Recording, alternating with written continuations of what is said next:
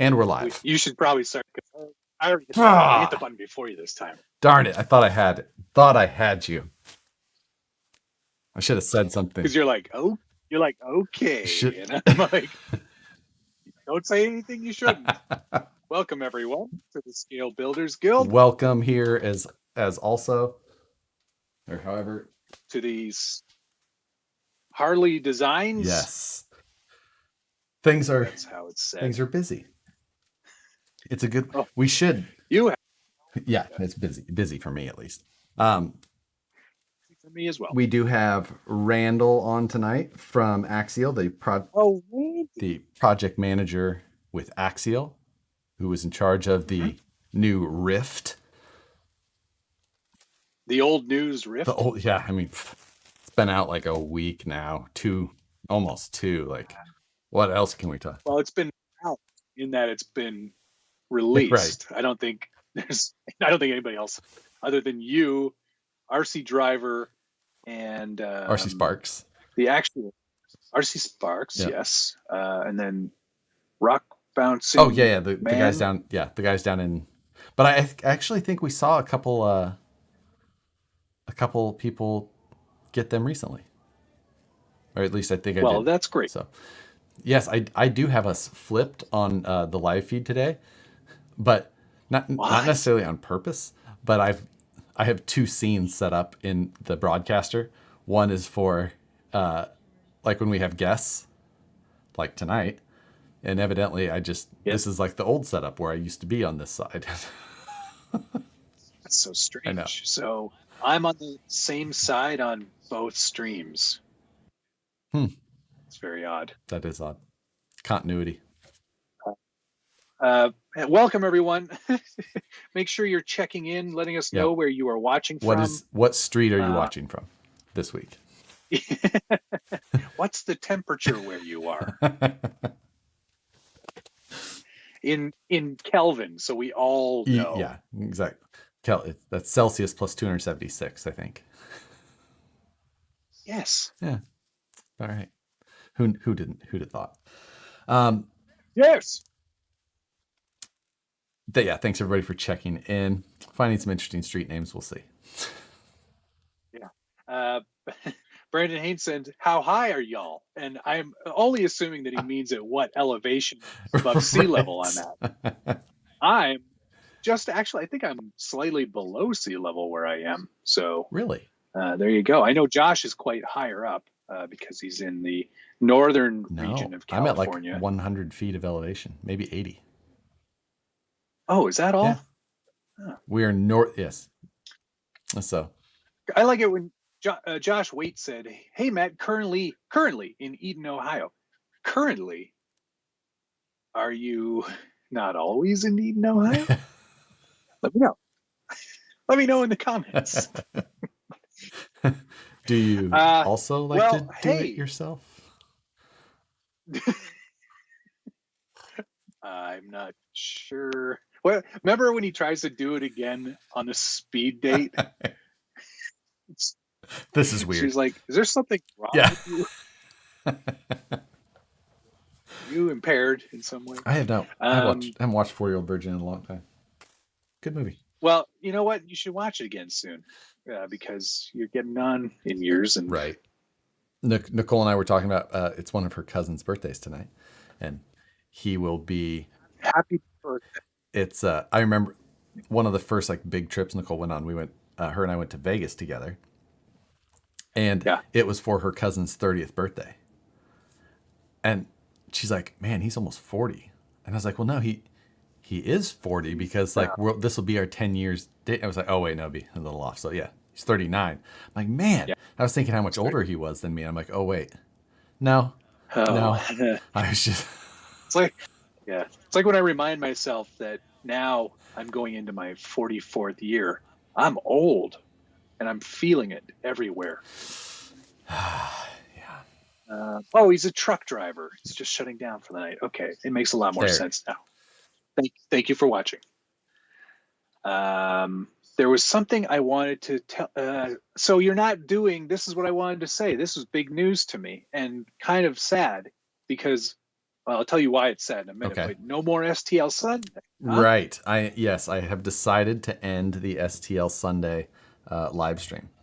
It just was not. It wasn't gaining like the last. I realized I was like, man, I should try. And I looked. I was like, this is the 31st or 32nd episode. Like, I gave that a pretty fair shake. Like, no, absolutely. I'm just surprised that it wasn't getting sort of the growth or the viewership that you were hoping exactly. for. You know, like the last live feed had like 130 people, and the live feed the first 5 weeks was probably 110.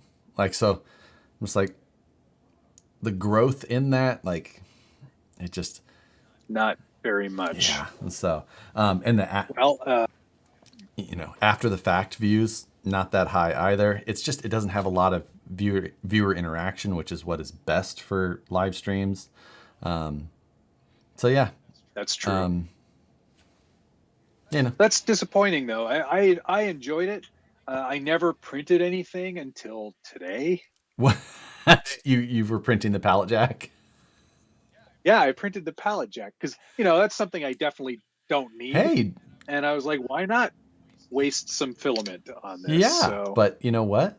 Turned out pretty good. It turned out pretty good. I used bearings down here. Was that the right thing to do? Yep. Okay. And then I glued the top swivel mount. Same as I did in place as well. But then what I realized is that I glued it in backwards, so the wheels don't spin. Well, you managed to take who cares? You managed to take a very good Harley design and SBG it. So I hardly designed it. But I put some stickers on it. I put a Scale Builders Guild sticker on there, and you know what? A Hoonigan sticker. And I also put a bumper sticker on there because I figure why not? It says "Darns, I sure as fudge don't give them." Wow. So wow. Yeah, but nice little toy there. When I was printing it though, also again, I totally SBG'd it. I wasn't paying attention to the fill that I had on the bottom half. Yeah. So it was all 85% fill. I was like, whoa, why is this taking 14 plenty hours? Strong for a pallet jack there. It's never going to break. I think I printed mine in like 7 hours. Yeah, you probably did one color. Yeah, that is very true because I just set it up overnight and walked away. It's nice. I did a pretty good job with it, I think, except for all of the errors. But nice design. And sort of, I wanted to make this to thank you for all the hard work on STL Sunday, because I know it's a lot of effort, even for somebody as talented as you, to make all these designs and make stuff like this. So it was fun, and it means a lot. It was a lot of fun. Yeah, it was. I did enjoy it.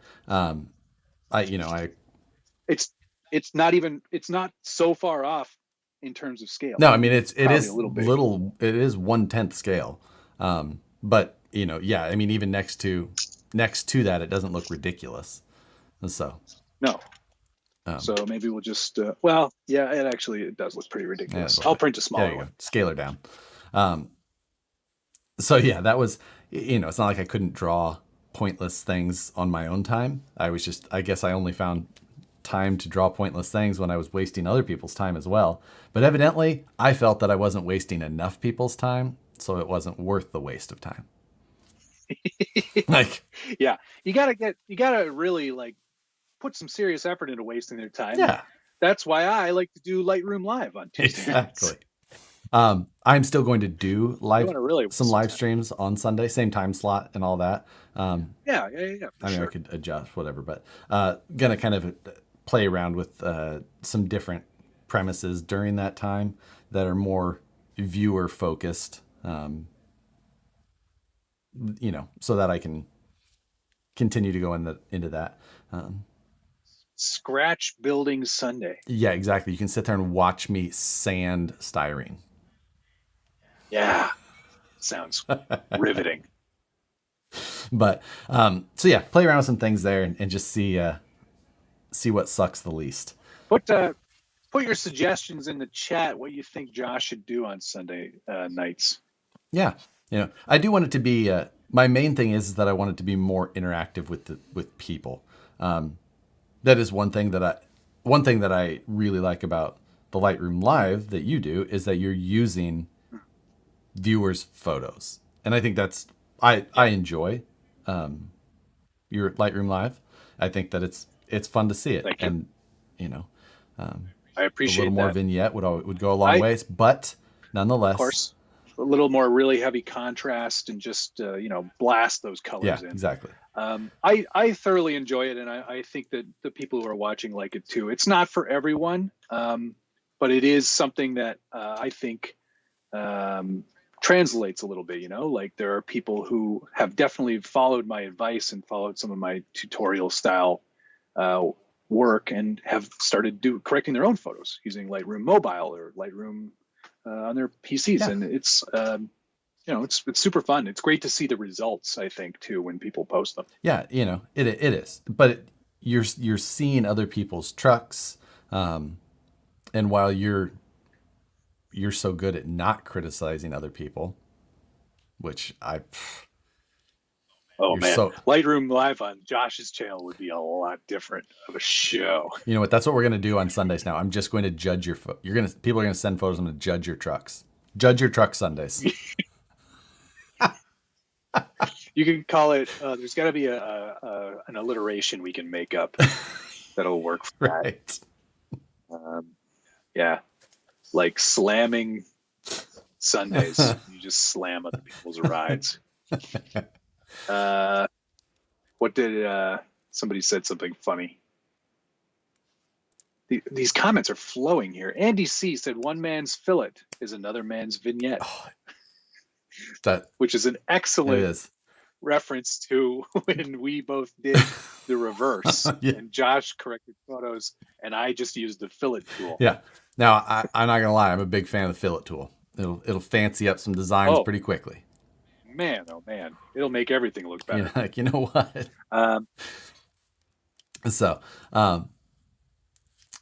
I'd like constructive criticism. So yes, we're gonna go ahead and do that on Sunday, where I'm just gonna have people send in photos, and I'm going to judge their.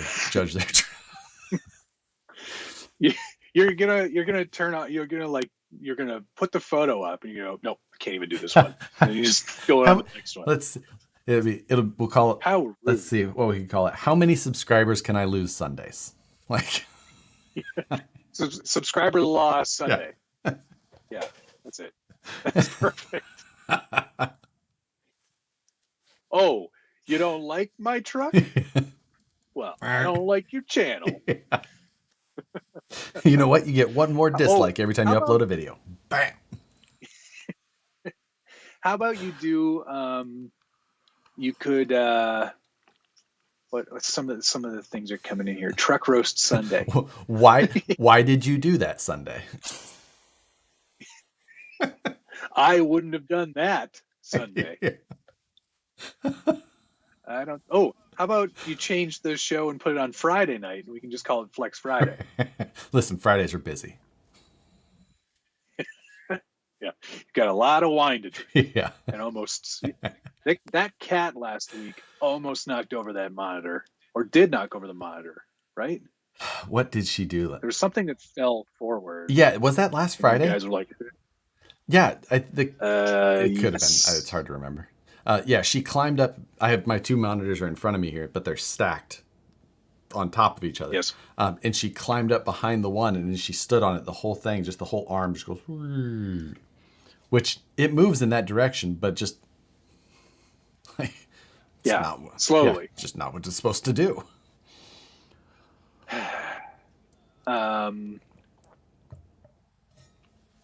So anyway, did you buy anything this week? I bought lots of things this week. So did I. Yeah. How many tiny truck related things did you buy? Everything is tiny truck related in some way. I know where this is going. I don't want to see all that junk. So, I have a new thing that I would. I got talked into, not talked, it's not very hard to talk me into things, as we found by my Instagram ad purchases. However, this is for another thing. Got a square maker. Circle maker, thank you. But I purchased. No. You bought a square maker To go with the circle. Yeah. Maker. Ooh, that. I wonder if they have it. I think I have the hard adjustable square. Ooh, that could be cool. But it would look like a crop tool. I bought this. Nobody cares. It's the Milwaukee Pack Out set. I bought multiple pieces, but it's I know why you bought it, because you've got a Gladiator now, and you need to make sure that bed is full at all times. Not a bad idea either. But in addition to, the Pack Out system is very cool because it's got little buttons, and then they attach to each other, and then you can get like half versions and thicker and thinner, and then then you can get a cooler. They have a vacuum. Just imagine a vacuum so you can clean all the junk out of it every time. Yeah, or your truck. So, in addition to these things, I didn't actually own. Yes. Let me just get this comment out. Tim, Small Factory, you said Josh purchased a new beard holder for his nightstand. Take it. Just like pick it up and put it over there. I'm so tired of wearing it. And then since I didn't actually own any of the Milwaukee cordless tools, I figured I needed to do that. So I bought the rotary tool. This stream not brought to you by Milwaukee. It's not. It should be. But, and then of course, once I did this, I was like, okay, well now this needs to become what my traveling. This is like my traveling RC box. That's the only thing, right? Oh boy, you're gonna be so obnoxious if you show up anywhere with that thing. Yes, but it's. Does anybody have? And you'll go, yes. Yes, I do, because. Does anybody bring? Yes.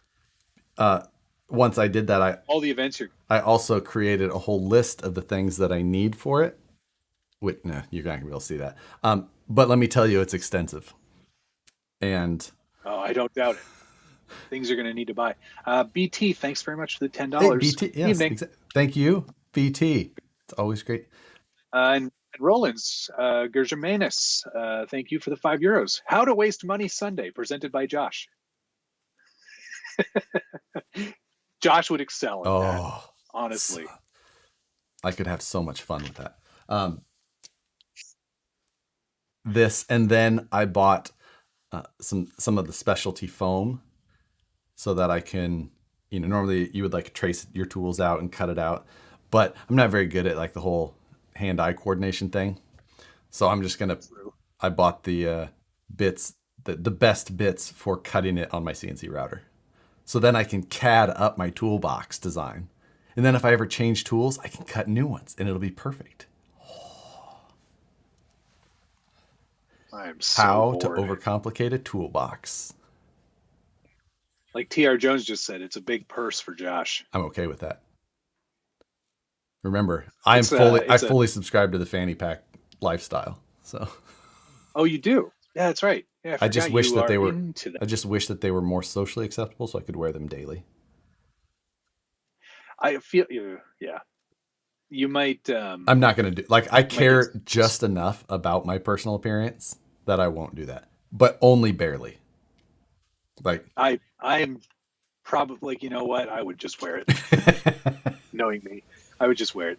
RC Dave charged up. Thanks for the $5. Yeah, look at all that stuff he buys with all the donated money from his subs each week, but yet he can't finish the giveaway truck. No, that's still in the works. Don't worry, I'm fine with that. Oh boy, I'm honestly, if I get mine given away before you do, right now, what I haven't shown is that I actually cut the bed off on mine because I hated the tube work. And so you're starting again. Well, I've got that mostly. I finished that a little while ago, but okay. I hate it's got to go. So I cut that once the body, have everything else done. It's in good shape. Well, again, one person's going to win that. Like, I'd rather it just be a cool, fun project. So when it's done, that person wins it. So. Well, that's good. And good for Dale you. C, thank you very much. Welcome to the Milwaukee rabbit hole. I fell down it hard last year, but they are so pretty. Next purchase will be their soldering iron. See, I really like that little TS100 soldering iron, like you have as well, Matt. Yeah, I love that because it plugs into your regular XT60 batteries. Yep. And oh, it's so nice. It just heats up so fast too. Like on 4S, that thing just goes, it's okay. Let's start to full temp in like 10 seconds. And so yeah, it's amazing. Yep. And great value too. Yeah, absolutely. Evan Moore, I can help you with that. How do the RC four-wheel drive Wrangler MTR tire directions go? I'm struggling with mounting them properly. This is like my favorite thing in the whole world. Yes, it is. I love the Wrangler MTR. All right. Did you hear that? I did definitely hear that. Okay, so here we are. Front of the truck. God, it looks so weird, but it's so right. You want to have the wider spaced lugs on the outside, on both sides of the truck. It's asymmetrical. I know it looks so weird, but it's absolutely. It does look weird, right. and I didn't necessarily know that was the correct way. It's a lot of people look at it and go, "Your tires are on backwards." No, which you've been known to do. Both. Yes. Well, through no fault of my own in some occasions. But yeah, no, with those ones, you definitely have to have the wider lugs on the outside on all four wheels. Nice. That's the way to do it. Should we? Dirk Gordon, thanks for the $5. And thank you. I think you just joined the Scale Builders Guild. Welcome to the forum. Does he have an extra screaming goat to go in the Milwaukee backup? Ooh, I feel like one is the right amount, and it should just travel with you. I'm just going to do that every time you do it. Let's add Randall to this call.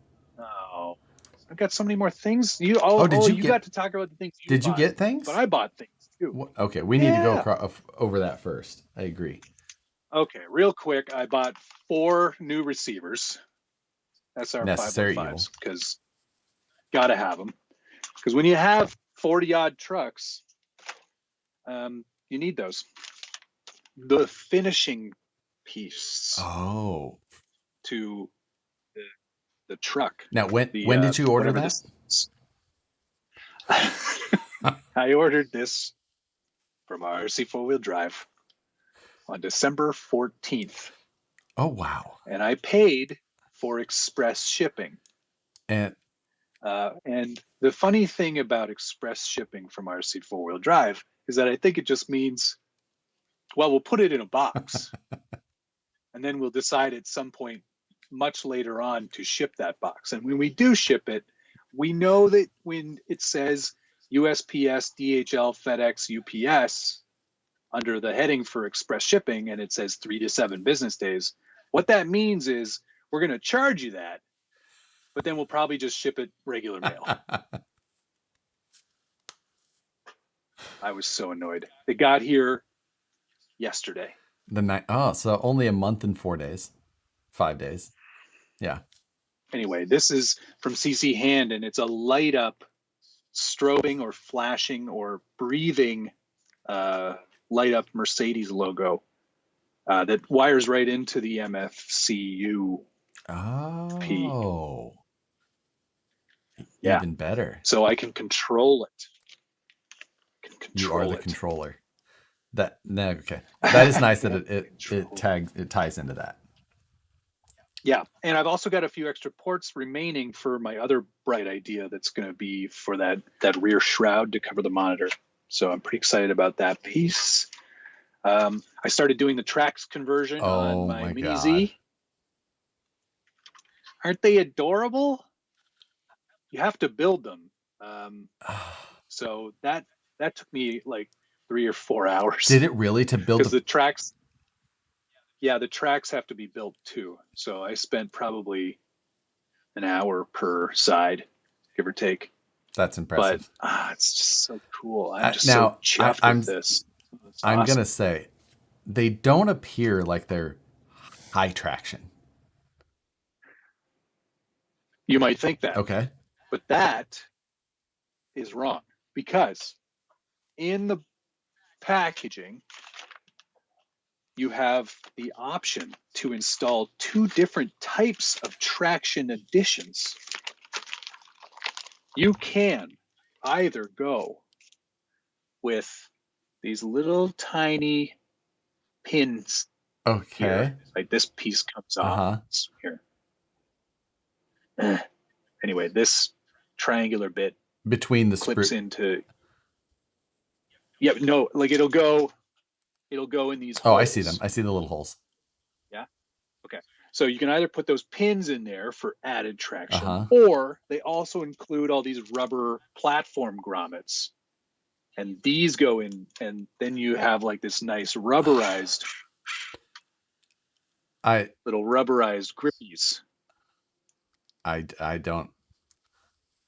Or you could alternate, I suppose. Rubber spike. I guess so. If you wanted to go crazy, but I'm just going to do rubber. Yeah, that's wow. I do like that they come as a kit, because it's fun to assemble. Yes, and if you're going to buy something as useless as tracks, it should at least be something that's going to at least this way you're going to get like 4 or 5 hours of enjoyment out of it when you're building it, because when you drive it, nothing. Look, I did not buy these as a performance upgrade.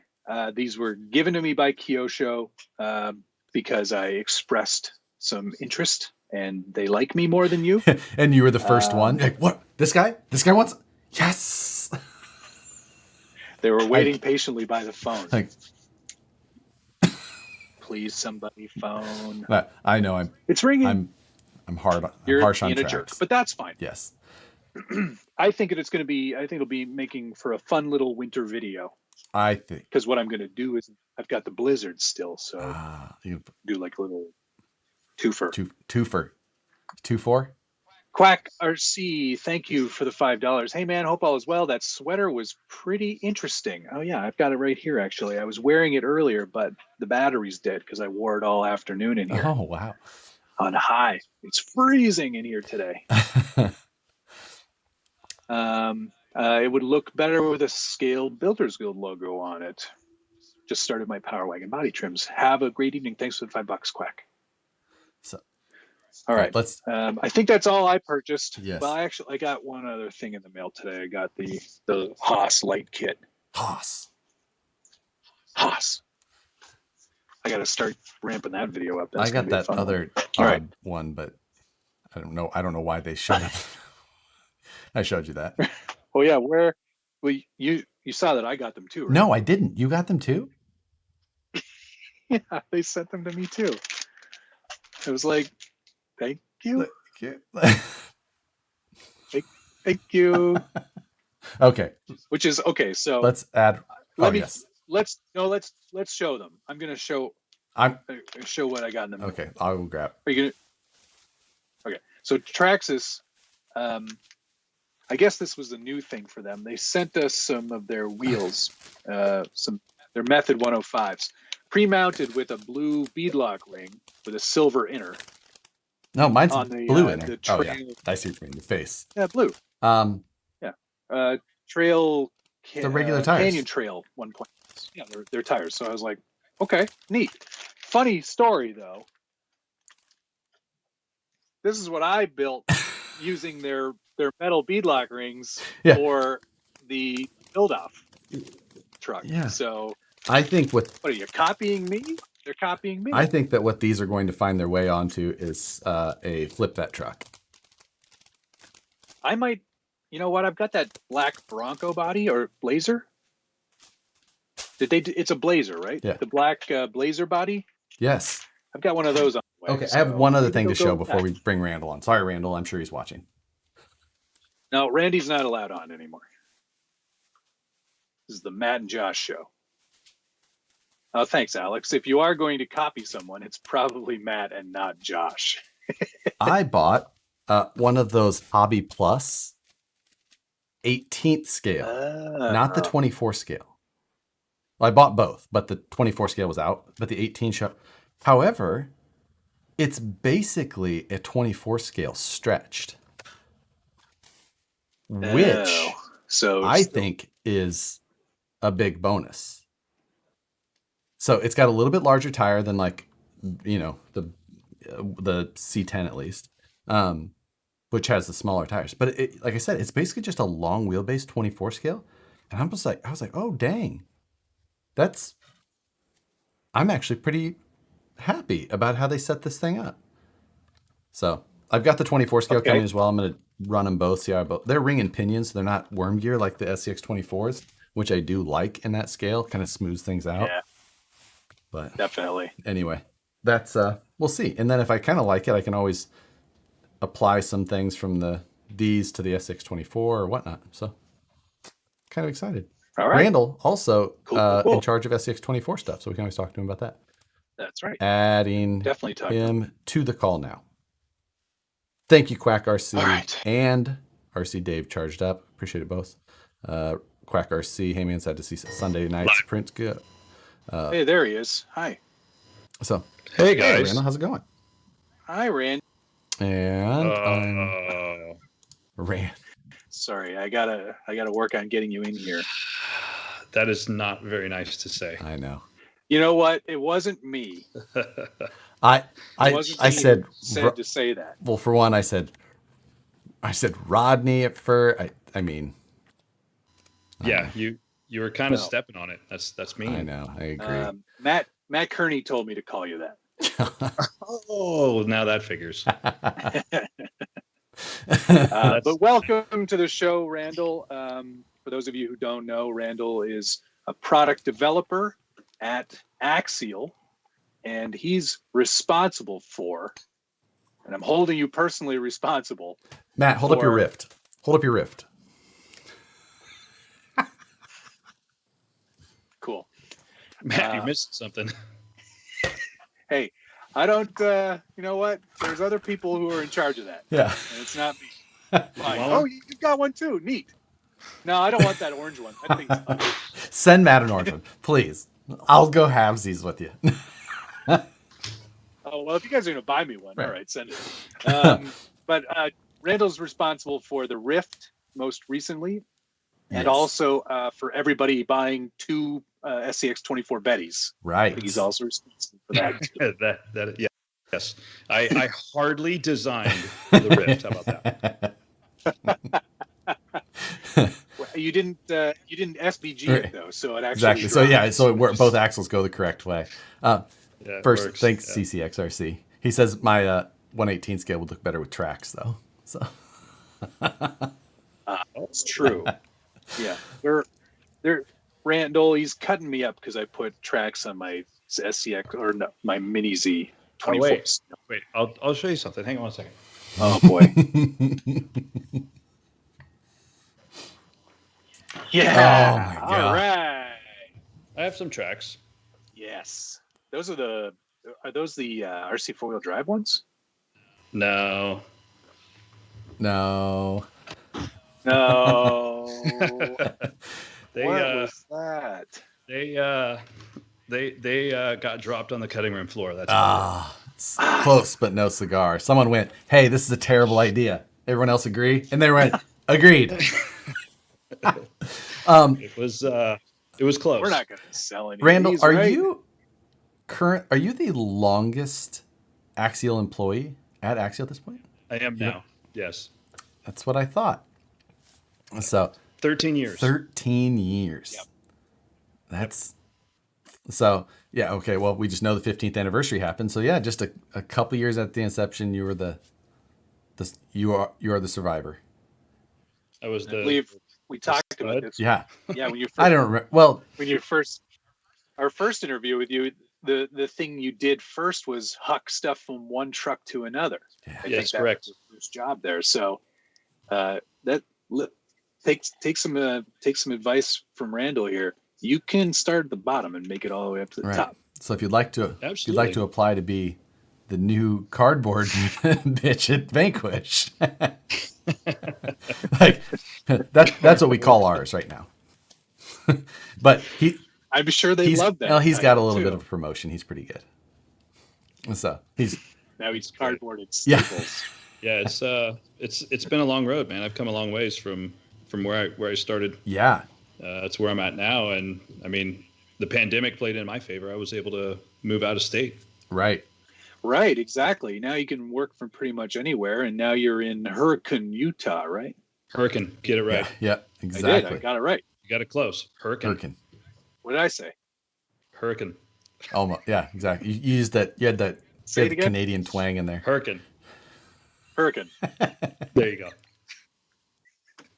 There's no I in the middle. Got it. Hurricane. Yes. Hurricane. Got it. It's like you're hurricane when I've seen some pics of where you're living now, and that's a pretty amazing view, I gotta say. Dude, I definitely don't take it for granted. I get blown away just about every day. I look outside and enjoy the view. It's one thing. I just took another picture tonight and was like, oh man, the sunsets, the sunrise, the clear skies. It's epic all the time. And I have to imagine that it's probably pretty good for the full size world too. Yes, I am actually 20 minutes from Sand Hollow State Park, which is Sand Mountain OHV, which is one of the most epic places to go wheeling. Which I don't even air up the tires. The Jeep just sits on the side of the house, deflated to 10, 15 pounds.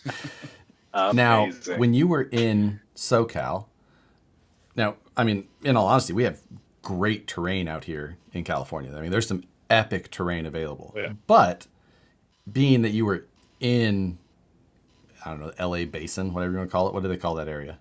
Like, you couldn't necessarily just get to those amazing locations that easy because you have to get through everything.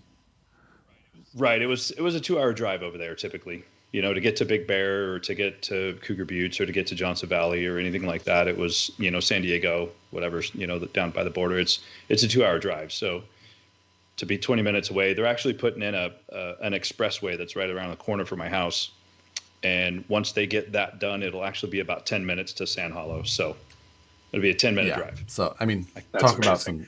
And that's just one place. Exactly. Right. Exactly. You've got a whole state of amazing places. Yeah. I mean, Utah is absolutely my favorite place to crawl. So even Moab, I've never been from where I used to live. I'm halfway to Moab where I'm at now. No. Yeah. So no kidding. That's great. Yeah. It's like 6 hours. Not bad at all. No, amazing. So, like looking at, I had visited Axial before. I remember when the SCX 10-2 came out, or it was going to come out. I met you guys at like your test spot that was close to the office. And was that Regency? I don't know. It was a drainage ditch. Oh yeah. Second Street. Or I think it was Second Street. And it's like, this is what's close. Like it was a concreted drainage ditch with a bunch of rocks in it. Crawled up a drainage ditch, so it's good enough for you. I actually have a storm drainage ditch next to my house. I've posted pictures about it. There's no cement in it. It's just a bunch of rock down in there, and it's literally. I live on the corner, and it's literally right at the corner of my house. So I have a huge rock bed. It's, I don't know, 25 by 80 or something. That's just all rocks. So I have that plus whatever I'll build in the house. So and that's where the Ryft got tested, guys. Not so much. Thank you, Andrew Rains. Appreciate it. I just moved here 2 weeks ago. Exactly. So not so much. Oh man. The ability to have terrain nearby is just, I mean, coming from the Midwest where that's just not like, it's not 2 hours away at all. It's like, you're lucky to find those drainage ditches for one. We had a lot of years where we had a lot of comps in drainage areas, but right. Yeah. That was, we had those down in SoCal as well, man. And that was one of the, it's okay for me to move was because of the location I was going to, per se. Yeah. You know, they were like, well, you're going to a better place for R&D. By all means. Right. Yeah, that's a very good Perry point. G was saying here. So was Randall part of the Great Pirate Migration? And I pretty much. You're right there with the rest of the former, you know. I mean, a lot of them are in St. George, but you're minutes away. Yeah, actually, I'm about 15 minutes on the freeway, on the Interstate 15 from St. George, so really close. Perfect. But yeah, I am definitely on the get out of Cali crowd. And if I'm not mistaken, there's a diverging diamond on I-15 at St. George. So it's one of those interchanges that goes, pretty sure. Oh God, please don't bore us all with that talk. He already bored me with the whole Milwaukee thing. What the F? Yeah, dude. Listen. Agreed. God. I'm losing You're subs killing me. at a rapid pace here. What he's actually doing is fitting the stereotype of all gladiator owners. Yes, exactly. But I did see them wheel just this past weekend out at San Hollow, and they are fantastic wheelers. The vehicles work really, really good. So gladiators are awesome. I hate to say. Provided you don't have to turn. If it's just a straight trail, a little bit up and down, good. Yeah. Turn. Back. And you got to worry about your departure angle. Yes. Right. Big Approach time. angle. Big time. So. Yeah. Like when I was out off-roading, oh my God, almost 2 years ago, when I was out there, who was leading a group of JKs, but he was in a TJ. And he gets out and he kind of, he's like, it's pretty tight through there, but it's no problem for me because I'm cheating in my TJ. Oh yeah, I used to have a TJ. I get it. Yeah, they were awesome. Short, very nimble wheelbase. Yeah, very nimble trucks. Unlike Jeeps. Josh They're not and trucks. Vladdy. They're Jeeps. Yeah. Sorry, Randall. I have one. I should know better.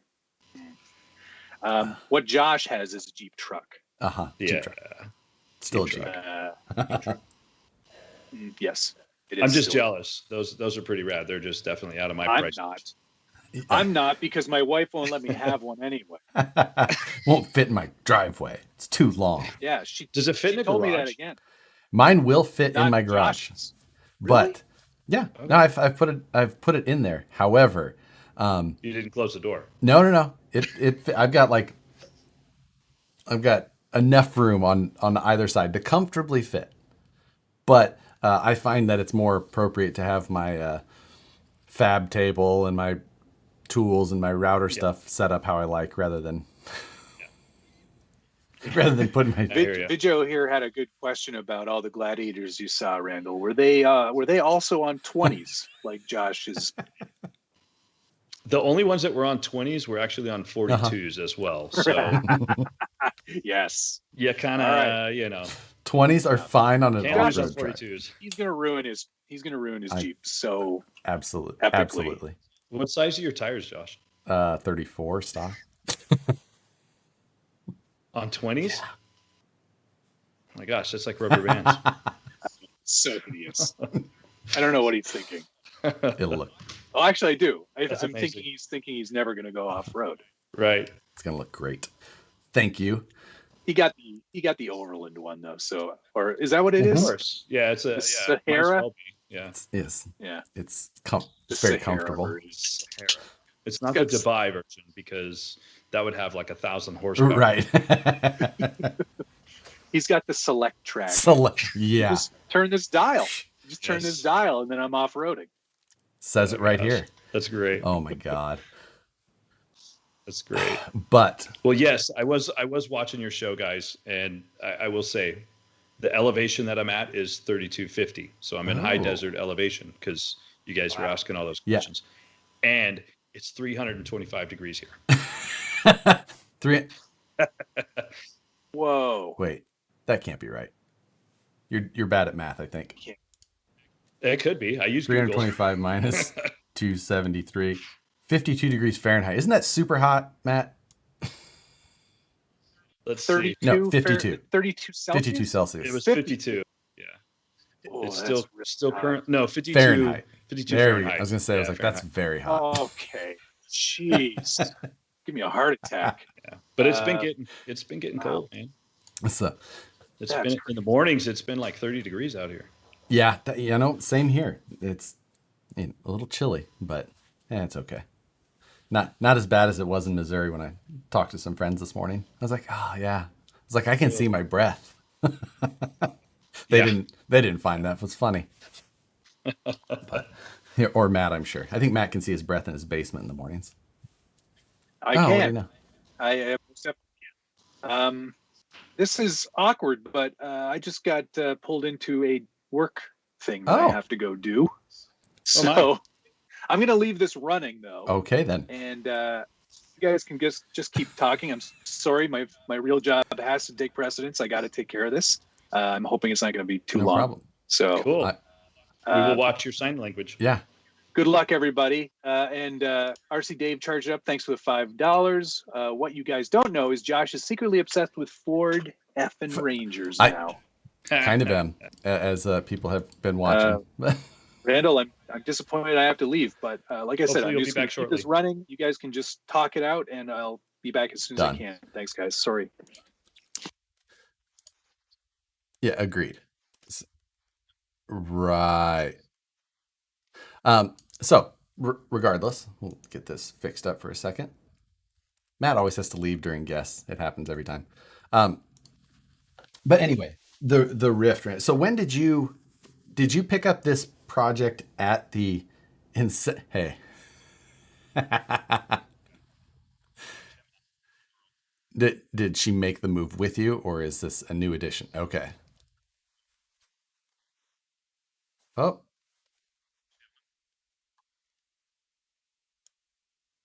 Evidently, I had lost audio from you for a second. I'm fixing it now, though. Or maybe. I believe so. Maybe I did something. No, I think I got it. So I apologize for anybody who. That's all right. And this is Jack. He's all pissed. So, all right, I'll let you go.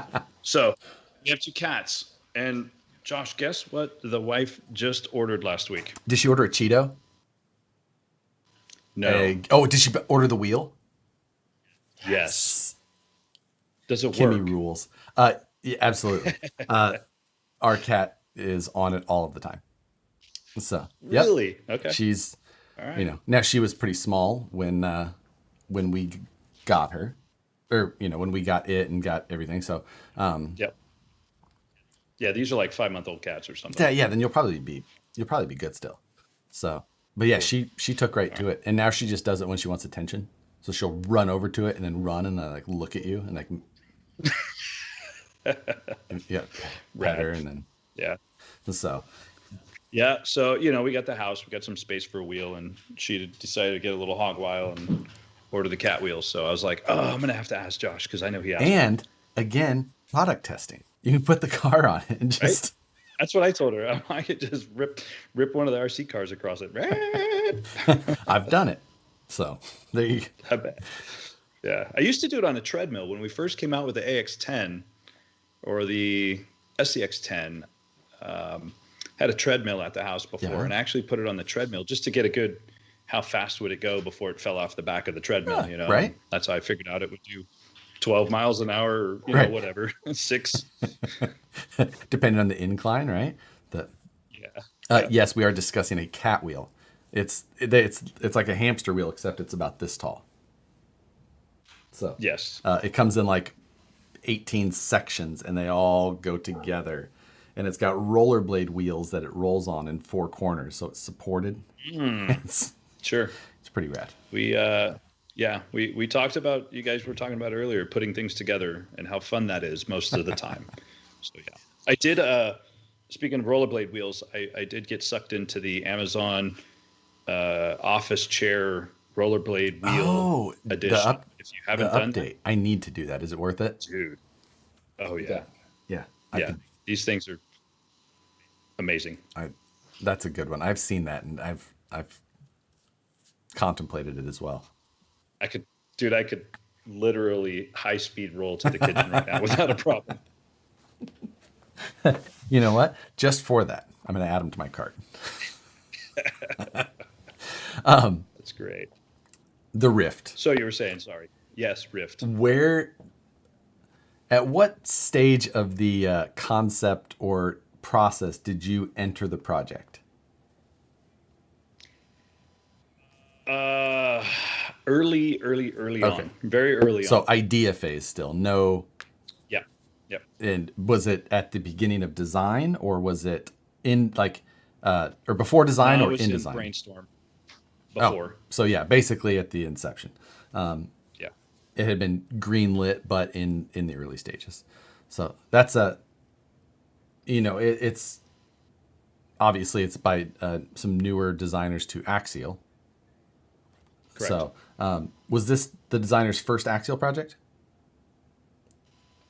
Yeah. So there wasn't just one designer in this project. There was a couple of guys, a couple of different team members involved in the design of this project. So we had a guy that was doing the powertrain stuff based on the specs that we gave him, and then once all that was done, we had another guy that was doing the cage work to kind of finish it off, and then we had another guy doing some of the stylizing on it. Okay, gotcha. Yeah, kind of playing off the different areas there. I mean, you can tell, trying to finish it up. You can tell that there's influences from previous Axial product. The trailing arms and the skid plate, some of the other little details that we kind of covered during it. And then there's a lot of things that are departures and cool thing. We've got cast diff covers, cast motor plate. And those are, I'm trying to think, have there been many other cast parts on Axials before? I know there's been sintered, gears. Yeah, sintered. I don't know that it's definitely the first cast diff covers that we've done. We've never done that before. And then the motor plate. I mean, I've seen it on other Horizon products, but I don't know that I've ever seen it on any Axial product before. No, I was trying to think back if the Yeti XL had it, but I don't think it had it either. Yeah, not that I can remember. That's plastic. Been a while for me since I built a Yeti XL, but yeah, I mean, that big transmission, that big motor plate in this transmission. I did a live video last Friday where I kind of tore the whole thing down because I hadn't been inside of the transmission yet. Right. And so seeing that transmission, how it went together, how some of the screws that thread into the metal motor plate, that's nice to see. It's not just all into plastic, where cases can wear out and things like that. Right. Now, also it's built for 2-speed capable. Correct. And you guys obviously had to make a decision because lately you've done digs and 2 speeds in SCX-10 or SCX-10 and Capras. So you obviously had to make a decision whether or not to use it in the box. Yeah, part of that is just simply because when you're in an RTR mass production type scenario, it's very time consuming and difficult to get the factory to optimize the endpoints for a 2-speed. It's never an exact science. And if anybody's been in the RC world, they know even in their own rigs, they're still going to periodically have to go back and readjust after wear and tear on the system. They're going to have to go back and readjust the endpoints. So it's not an exact science. And micro servos make that even worse. And micro servers, yeah. Yeah. And that's, it is using the SX-107. Right. I figured it would. That's what it's designed for. But it just made it, obviously there's an expense involved there too. There's a few more, some components involved that are going to raise the price of the RTR. And so we felt basically when we made the design of the bouncer, we really wanted to design everything into it in a full-blown vehicle, and then start taking things out so we could make it a cost-effective RTR. Now you and I have talked obviously outside of this. The 2-speed option is actually a low gear that it adds. So the gear that it comes with factory is the fast gear, the high speed. And then you get to add that optional low gear to give it some more low speed control. And part of that was why I like the 2-speed in the Ryft is simply if you're running a 4S power system, I think having the 2-speed and running the 2-speed in low gear on 4S is going to give you all the punch that you're actually going to need. And then if you really needed to send it up some crazy slope and you needed the wheel speed, you can shift it into the high gear and run it up the hill. But if I don't think you've done 4S Nope. yet, but I know some of the other guys have. I think RC Sparks has been all over 4S the whole time. And it's, in my opinion, it's like a Tesla ludicrous mode. It's just absolutely ridiculous. Where I was at, I mean, 4S would have been, I don't know, like I would launch up a hill, and when I would run up one of those hills, it would end up several feet over top of my head, and before it would end up coming down, because it would kind of come up a hill and kind of come off of it. So I'd end up 8 or 10 feet in the air. It's just, and that was on 3S. So it's crazy amount of power. I do love the the brushless system factory, and it's the Spectrum system. It's a sensorless, but it feels great in this car. In some of my testing, I was able to launch it up, I don't know, 20 feet straight up in the air. I found some really cool vert launch jumps and launched it straight up in the air and just brought it back down on a pancake landing and took off from there. I mean, it's durability testing, in the worst form. That's the bummer. Yeah, absolutely. Now, everyone has asked this. You answered however you want. The possibility of a Ryft kit. Well, I mean, it's really not a possibility. There's been leaked information out there. I've seen manual pictures, and I've seen some other things. It's not announced. I'll leave it at that. It's too early to say that it is coming, but it's all leaked out there. So, unfortunately, don't go to the local hobby store and say I want a Ryft kit, because it's not available. Right. Yeah. Some technical glitches happen. Sometimes they seem to happen a lot with Tower, but I don't even know if it was Tower. I think there was some UK guys that found it somewhere. I don't know where it was. It was on Tower. Was found, but yeah, not much you can do about it. Like with systems automated and the way technology works, it just kind of gets away from you sometimes. People are asking, Ryft innards will go into a bomber. No, it's completely different. The skid plate's not even the same size. None of the gears are the same size. It's totally different. So, the trailing arms look similar, but as you pointed out several times, it's 10 millimeters longer. There's actually some different cross bracing that we added to it to try to make it stronger. Right. The pivot balls are all bigger. The rod ends, everything's completely different on the rig. There's nothing. There's literally, except for the helmets. That's they are the same mold, the same design, different new mold, since this is made in a new place. Yep. I mean, if you're wondering if anything fits another car, no, nothing is. The shocks are different lengths. Maybe one of these is the same length as a Yeti shock. What's a Yeti rear shock? 5-inch? Ooh, I don't remember. I think a Yeti shock is. I'd have to measure. It's either 4.5 or 5 inches. I can't remember. So it might be the secondary. Is that what you're talking about? The secondary Yeti shock, no, or just the standard rear Yeti shock? It's somewhere around that 4.5 or 5 inch range. Yeah, but those are smaller too, I think. So like maybe an upgraded rear Yeti shock would work in the front, but that's about it. Like there's almost nothing compatible on this truck other than the helmets. So yeah, the ring gear, like you pointed out, the ring gears are similar, but they're not actually the same. Yeah, they're. Well, I mean, the ring. I don't even think they're that similar. Everything seems to be considerably different. The pinion gears are 6 millimeter outputs. They don't use the same size bearings. They have a 10 by 15 by 4 inner bearing, and then that 6 by 12 outer. But nothing is compatible. Now, one thing that I had mentioned in the video was that this uses a 6-channel receiver, and after the fact, I learned that 6-channel receiver is actually for the AVC capability, right? Correct. Now, correct. Is the 6-channel the only one that has AVC, or I thought other ones had AVC? Because the Bomber has AVC, didn't it, or did it not? It didn't. Okay. No, the Bomber uses the 315. Gotcha. See, since I'm technically a Futaba person, I know, right? Wow. I thought that was chest hair. Yeah. Real slow, like. I guess I don't always, but yes, that 6-channel receiver is for the AVC. Now, out of the box, this thing's tuned to like what, 30% AVC, or is it a little less? Maybe less. I would say it's probably like 10%. And you said that if you go above 30, you'll get death wobble. Right. Yeah. If you're a Jeep owner, if you've ever seen Jeep owner death wobble, if you crank the AVC up on the Ryft, you're going to get effectively death wobble because of the horsepower in the vehicle and because of the torque twist and because of the wheel speed.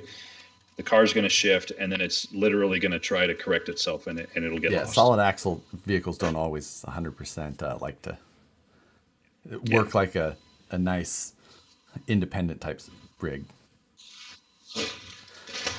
And I know there's. What are you guys talking about? What are you talking about? Talking about fun wobble? stuff? Let me see if I'm getting. Does that happen in a real truck? I mean, does it happen in the Ryft? What is that? What is that? That's the sway bar. Ah, there you go. That's the optional sway bar for the Ryft. We do have those. So those are coming, and where is it?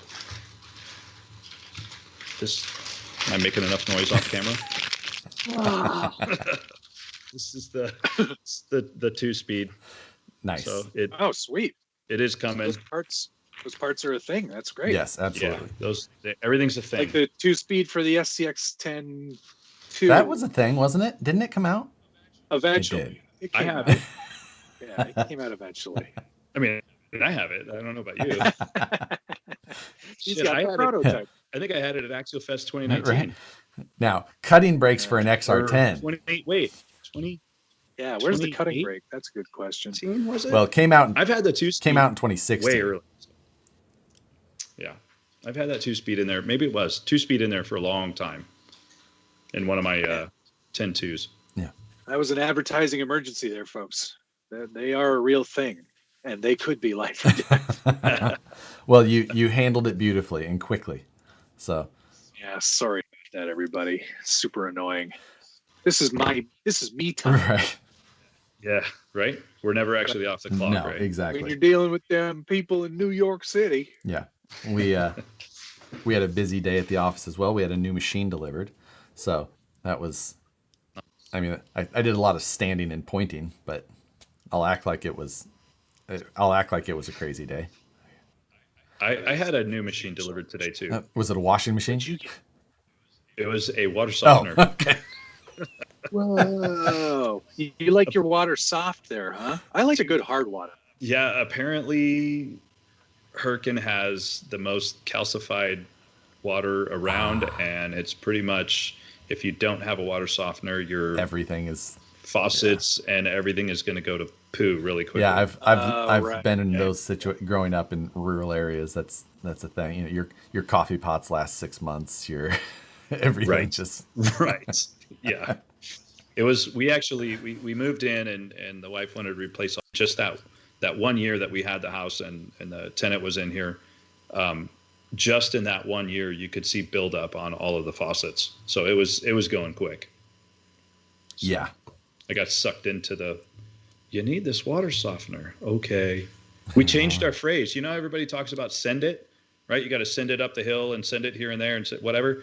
We changed the phrase. So the new phrase is spend it. Just spend it. That is highly accurate. Yes, absolutely. I can very How much relate. How much is a water softener? Oh, X. Oh, spend it. Yeah. Just spend it. Yeah. Can't take it with you, right? Yeah. Man, oh man. Oh man. I have a question here from Blue Dooley, 4x4. He wonders what Randall's thoughts were on RC Medic or what his fixes were on the shocks for instead of a sway bar. RC Medic or RC Sparks? Yeah, it's his name is he's got two names, but yes, RC Sparks. I don't like the way that I saw the vehicle perform. I did watch the video. I think it's really cool that he flipped the shocks over and he did a dual shock setup, and I'm all about everybody trying things. But it almost resembled when I first got the Ryft, the T1 sample that I drove. you do want soft tires, but you also want active shocks. And in my opinion, from what I saw in those videos, to me, it didn't look like the shocks were activating all that much. So in my opinion, I didn't see it. And literally that's why I took the sway bar off the RTR, was because I did not see the suspension work the way that I wanted it to. So I took it off. Does that mean I added torque twist or let torque twist fly? Yes. There is torque twist there because there's no sway bar, but if you're going through a bed of rocks, 3 open diffs, if you're going through a bed of rocks, like a rock garden or whatever, and you're just wide open throttle, you want that suspension to dance. Yep. That's my opinion. I was fully expecting a very torque twist happy. I think I even thought when I recorded the video, just with how much power this thing was going to have, how long the shocks were and everything. But driving it, I mean, it definitely has it. It's there. Right. But when it does that, and then, you got a front right that's up in the air, it'll unload a bit and it doesn't continue to do that torque twist motion as much. And there's so much power anyway that it keeps going. Yeah, it does. Yeah. And most of that is because of the open diffs. You're gonna get basically that diff out sensation to where it's gonna kind of unload, and then it's gonna grip and hook up again. Yeah. So, but additionally to that, what I like that RC Sparks did was he's just showing the creativity and how well you can easily modify it. I can imagine people are going to modify the heck out of this thing, and everybody's going to have a different spin on it. And I think it's great. It just do you think it has the hobby. Do you think it has the potential of having that same sort of modifying enthusiast that the Wraith 2.2 did? I think so.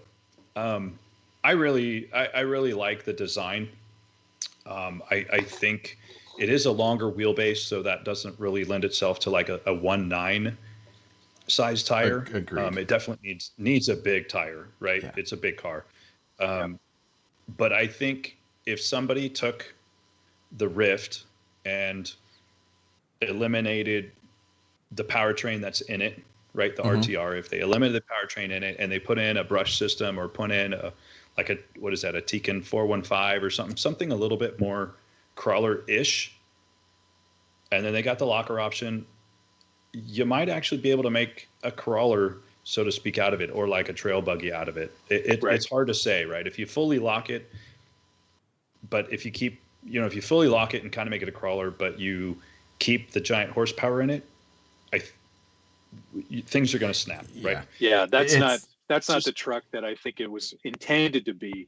Not at all. That sort of format. Not at but all. If you lower the power, and did some, like, I think that's the thing, is that I think there's enough in that platform that there is enough potential for people to do some pretty interesting things with it. Yeah, totally. And the whole drivetrain drops out of this thing enough that it's going to be one of those ones that now custom builders are pretty small percentage overall of like the mass market. Small market, especially when you're talking something as far as like new chassis or whatever. But for those people, the people who are like hardcore into rock bouncing, like, it's going to be perfect because the whole thing drops out and everything stays together, and then you can just bolt a new chassis on the top with that shocks mount to it. So here was one of those things to play into your everything falls out of it. So design, which I didn't grab the body. So here's the power switch, right? Mm-hmm. This is the actual second location for the power switch, and I'll show you. Thanks, Mr. HS, for the $10, by the way. Thank you. Yes, if you can see it, there's the original location of the power switch right there on the top of the cage. Well, it's inside of the compartment. Inside, right behind the guys. Yeah. So it was originally there, and it was very convenient to turn it on and off. But in the early stages of development, what I found was that one dumb little screw became a pain in the neck to have to take off when you wanted to drop the powertrain out, and you had to feed the sand and all that. It became a pain in the neck, and I'm like, that's very inconvenient. So I wound up redesigning the spur gear cover and putting a mounting location for the power switch on the spur gear cover. And that was great because that's just that one thing that helps keep it all attached to one place.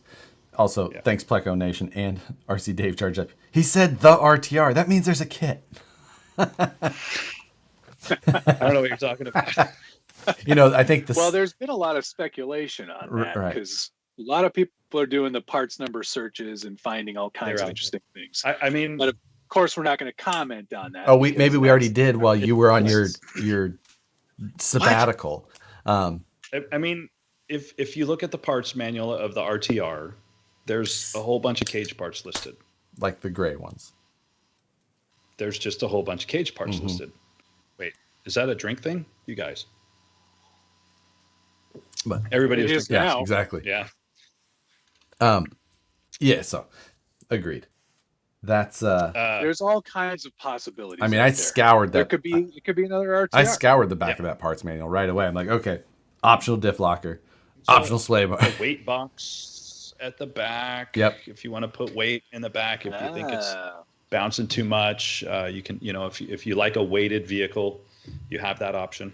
So we tried to build in some versatility based on, I'll just say, the years of experience that I've had at Axial and how we like to do things and how the fans like to do things. We really wanted to try to build in scalability, capability, and creativity.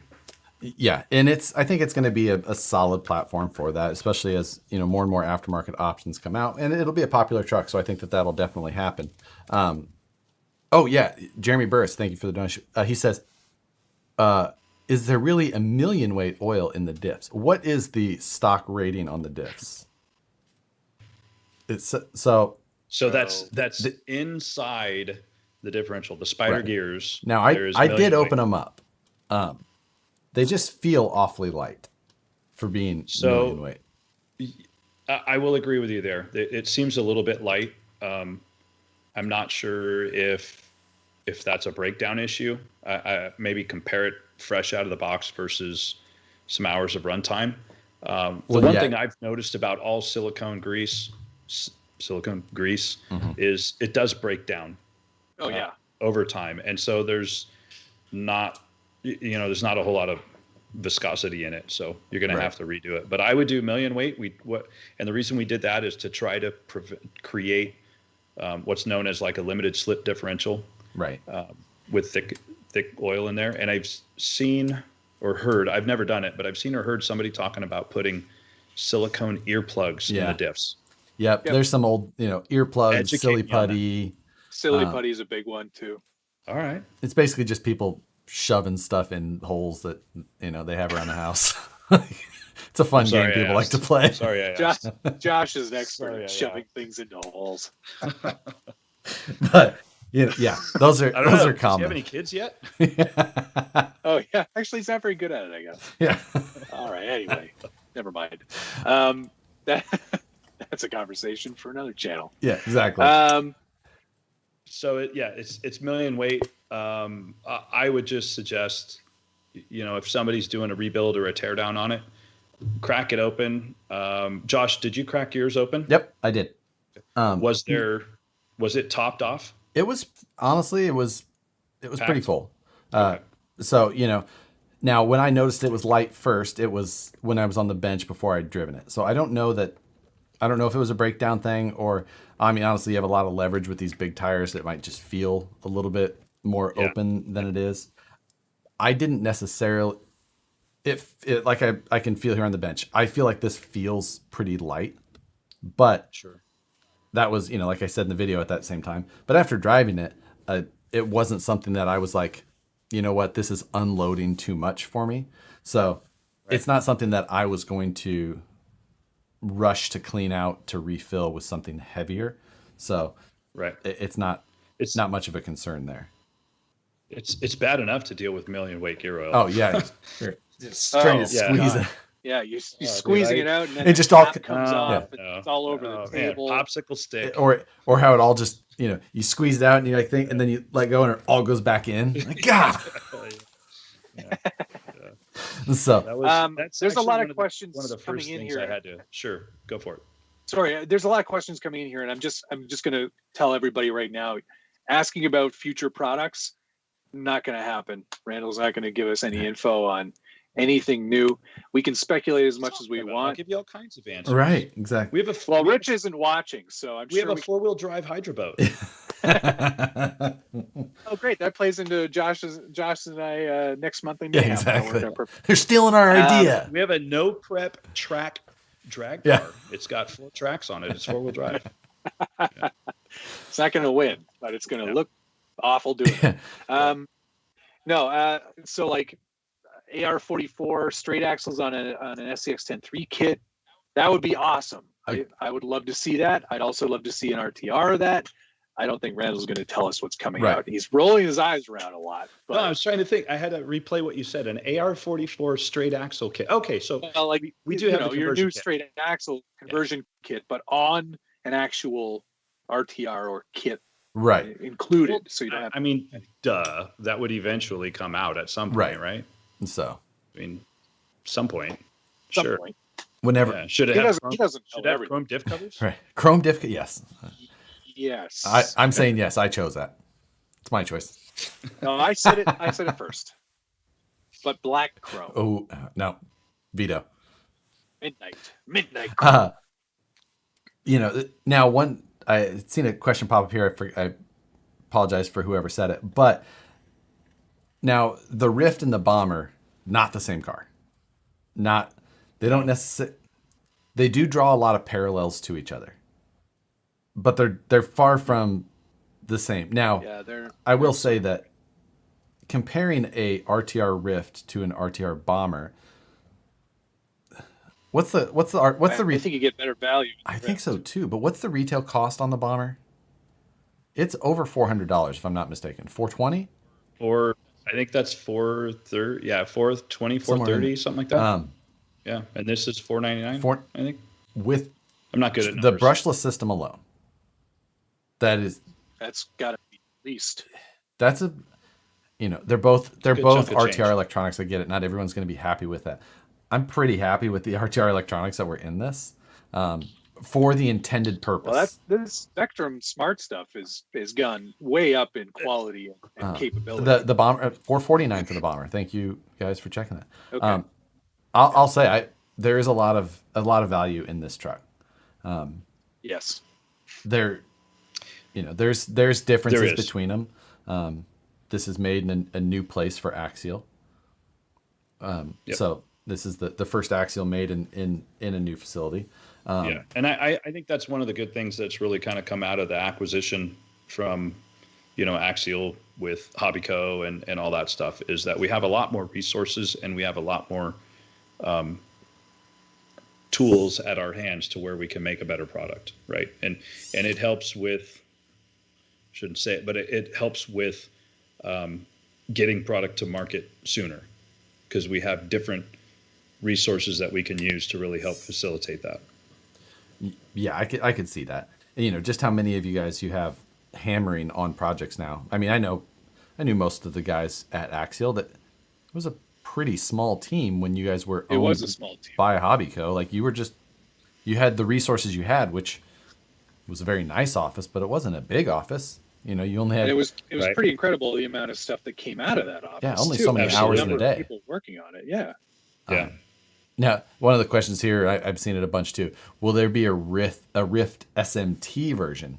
Basically, I'm guessing someone means like these axles on an SMT, which I don't think makes any sense with the release of the LMT. Yeah, I don't know that would ever happen, but I mean, things that are always on the table are if the axle, the AR14B proves itself, there is potential for let's make an AR14B solid axle kit or something like that. Like we might come out with that. Axial's always done that, so I think that that kind of goes without saying. It's just a matter of looking at it, going, yes, we can justify doing. Now, I will say that dropping these axles onto an AR60 based vehicle will not be an easy thing. The link that's going to be fat. The link mounting positions are much wider on this vehicle. It would be kind of like the equivalent of trying to put AR60s onto an SCX platform. It's not impossible, and we've seen it done numerous times all the time. But it's not just a throw it, like you have clearance issues, you have all kinds of things. So yeah. But yeah, so correction, Matt, you said AR-44 straight axle, but it is I meant AR-45. Yeah, sorry, my apologies. If you don't know, there is an actual AR-45 or a yes, Dana 45. You could actually look it up. There is such a thing. A slightly beefed up 44. Yep. I did find this as well. Exactly. A question on the AR-45 straight axle kit. Who was the one who okayed them being upside down in the box? That's got to be an error. They're going to correct it. Where's the running Randall. change on this?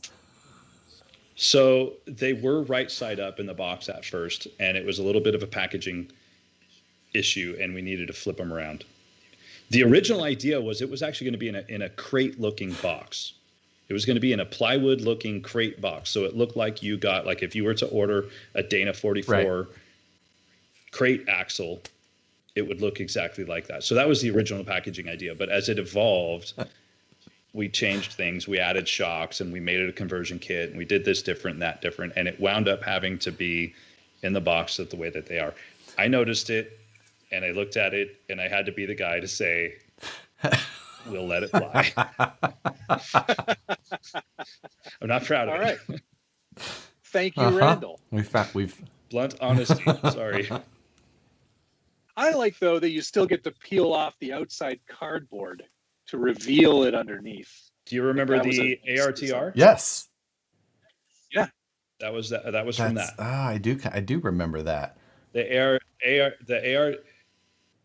what was that? The AX10 XC, almost ready to run. Almost ready to run, the orange one. It had the box that it was perforated and you could peel open the window. Now didn't the first AX10 RTR also have something like that with the buzzard body? It did. It had the peel out. Yeah. You're right. It had the peel out, but we didn't design the box so it could be covered or not covered. It was just open. It was designed to rip that thing off. Right. Yeah. So yeah, I do remember that first AX10 RTR with that great big buzzard body on it. And that vehicle also came with the open diffs. Do you remember that? That's right. It came with the lockers in the box. And that was the first time that the Iron Cross locker was released.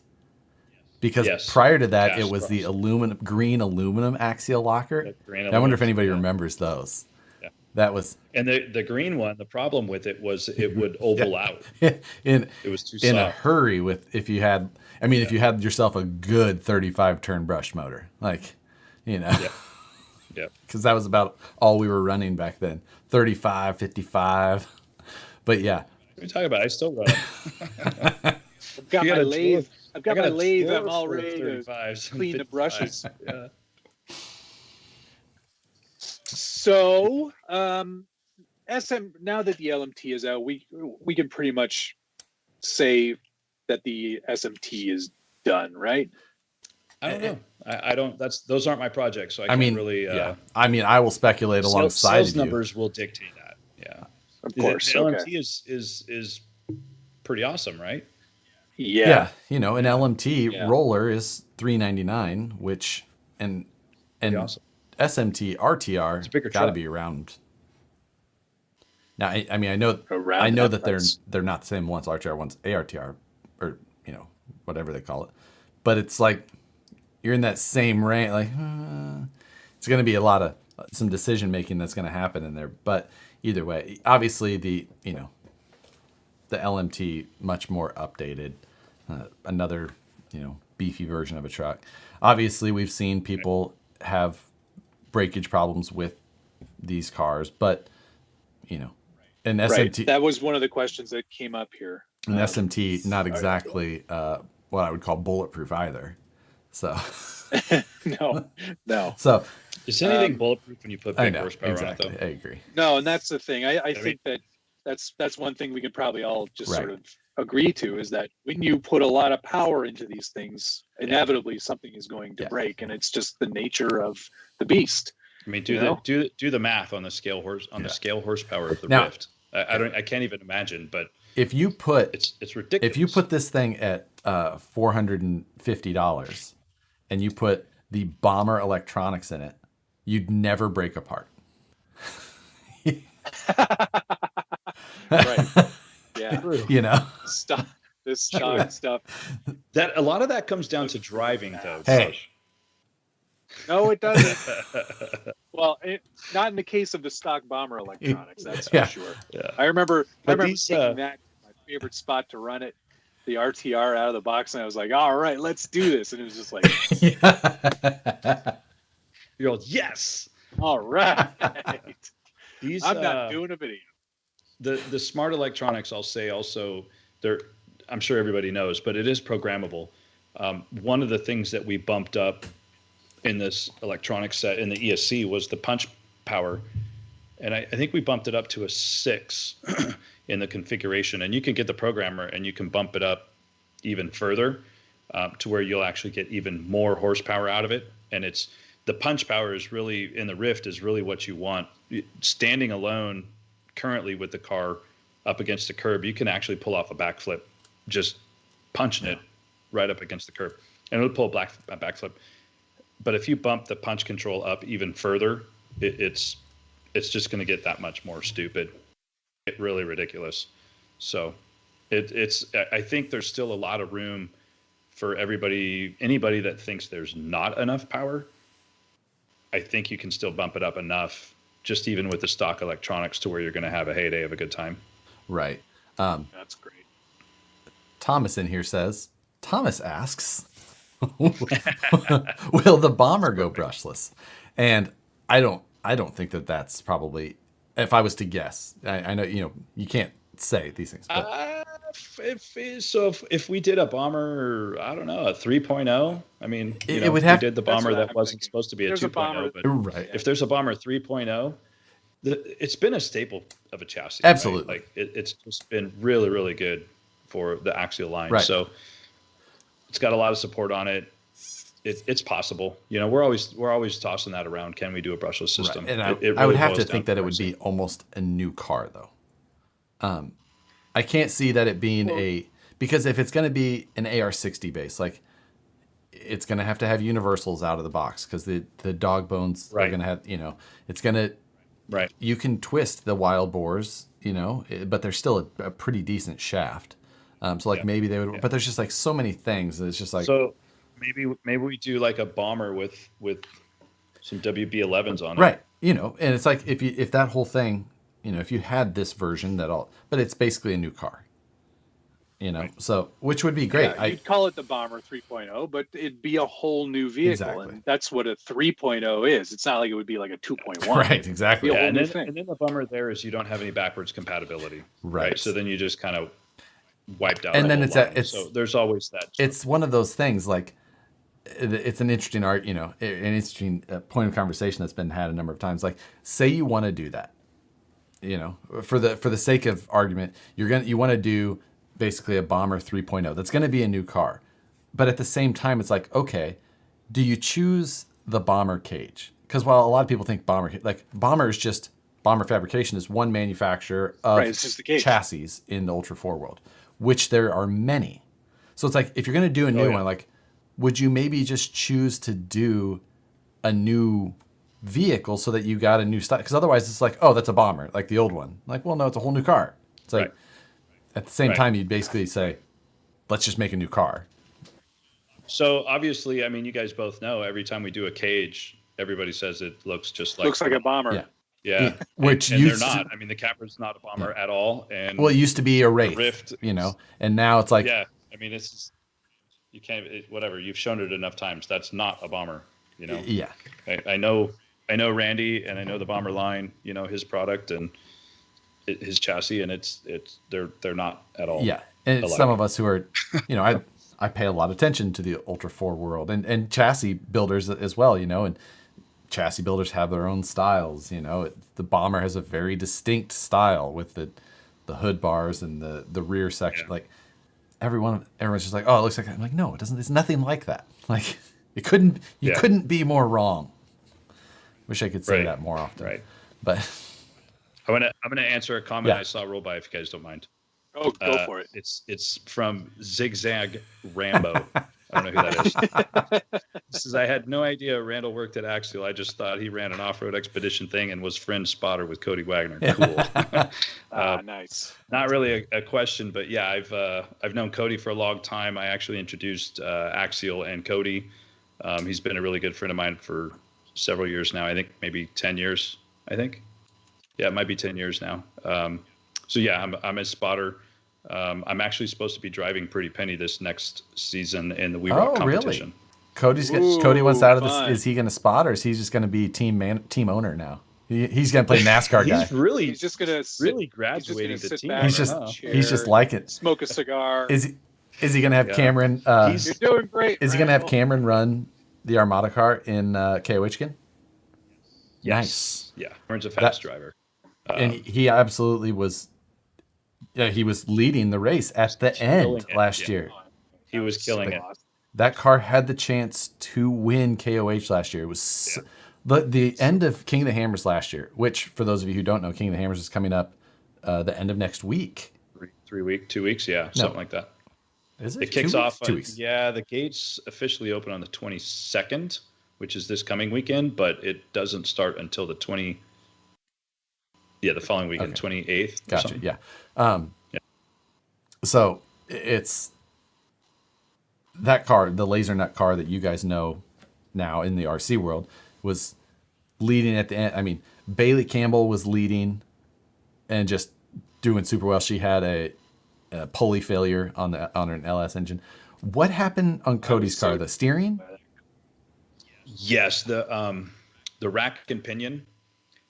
Some of the brackets that were billet aluminum or something, the brackets on the end of the rack and pinion, one of them failed, and so they wound up losing their steering. So they've rebuilt that whole thing out of chromoly, so they'll never have that problem again. And they've never had that problem. So I don't think it was actually fatigue. I just think it goes to show how fast Cameron was actually driving the car. Yeah.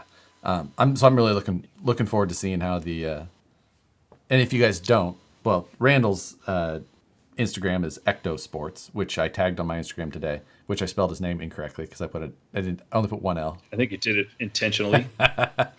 But I hate you guys.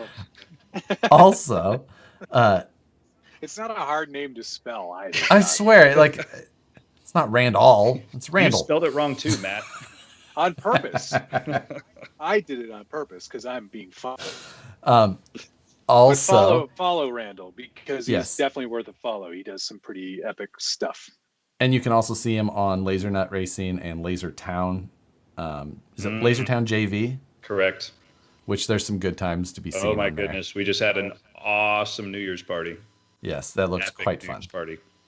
So, but all good that you can see Randall at those, and obviously the involvement in RC and full size goes, seeing things that happen in full size world. He's got a lot of hats. He's got right? A lot of hats, Randall. I do. I'm not wearing one. I'm not wearing one. Not today. Not today. Real quick, Josh. Your Method 101s over there, the 1.9s, will they fit over an Axial portal? Depends on the offset that you're using. Yes, it just depends on the offset. I think you have to go higher than 350. Maybe 475. I think 475, you're 100% safe. Yeah, there you go.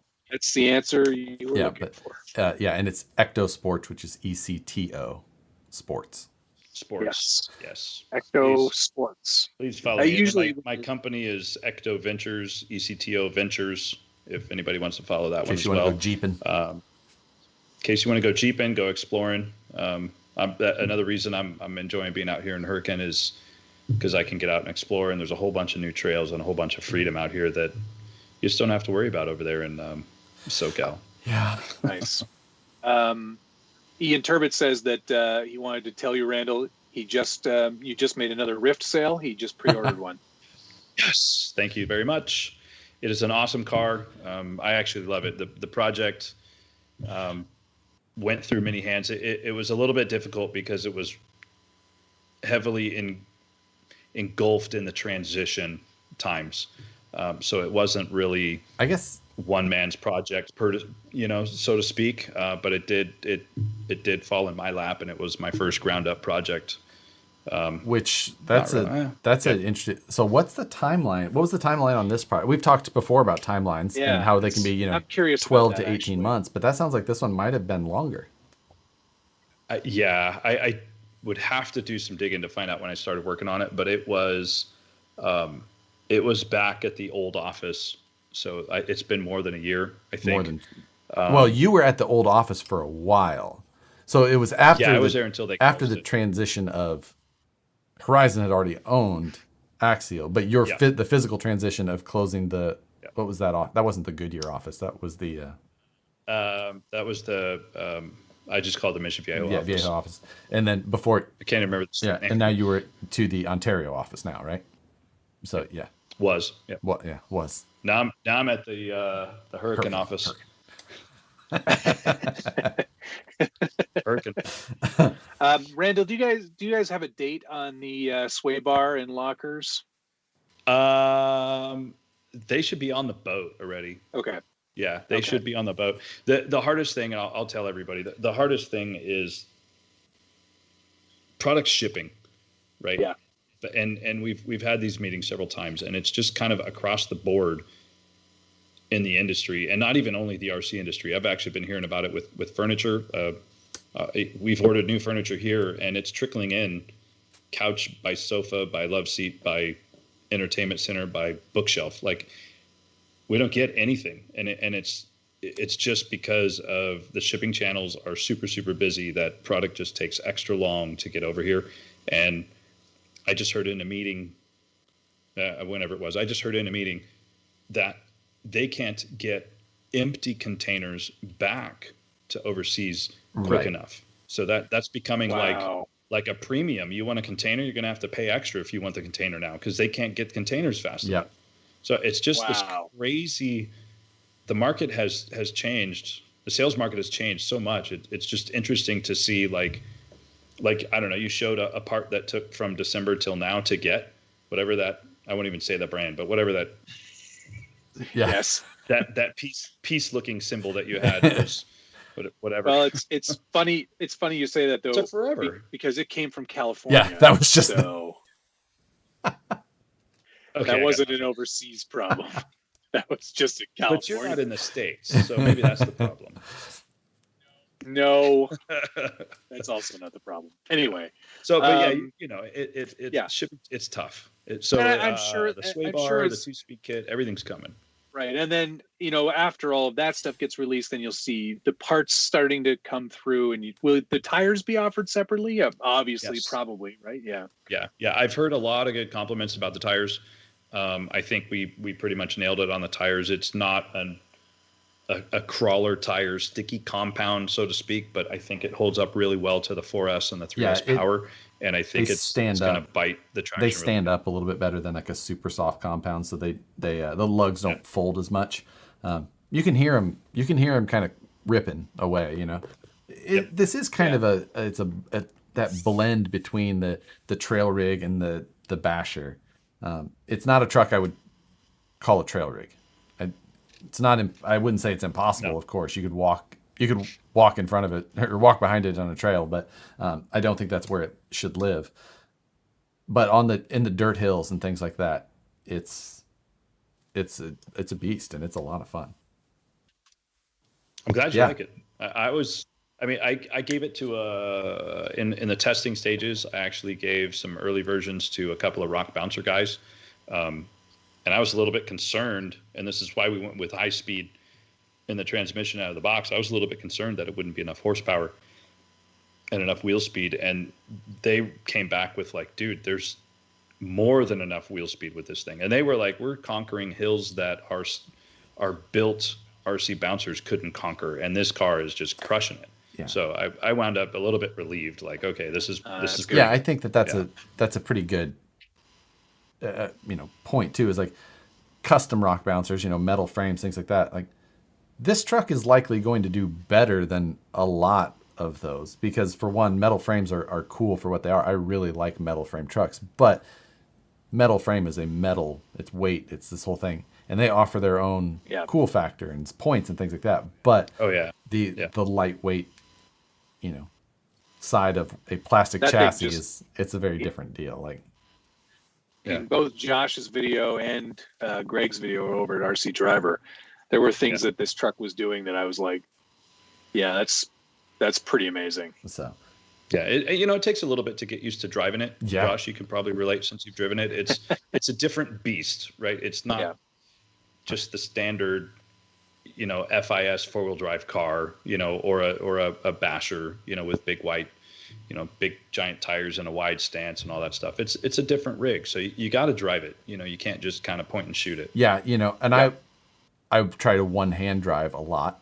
That's just what how I do with these type of vehicles. Generally, this one, I was like, okay, well, I guess I'm going to run stationary cameras and drive it a little bit more. Gotta hang on to this bad boy. I mean, you can still do it. It's just like let's switch really gears. Aiming it.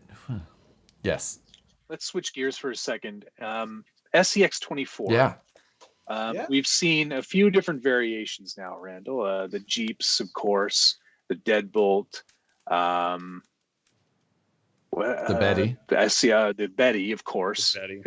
Is that all there is so far? Am I missing one? Deadbolt, the Jeeps, the C10s. You didn't say that, did you? C10, yeah. Right? The C10. C10, Deadbolt, and the Betty. Yeah. Okay. That's so far? See, there you go. You're already answering that question. So, will there be others? And do you see with the success? With the success of the Betty, would you do another release of that one, or is that done? That's a limited edition. Done. That's it. So that's it. No more. No. You can get the clear body. Yeah. You can get the wheels and tires if you want to make a Betty. You can, but there's not going to be there's not going to be another B17 Betty release. That's it. That was a cool. That was a cool release. I liked that. Thank you. We talked about that and we stuck to it pretty hard because we wanted to keep the nostalgia and the value of the limited edition B17 Betty what it is. So all right, number 5 stays in the box then. Right? Yeah.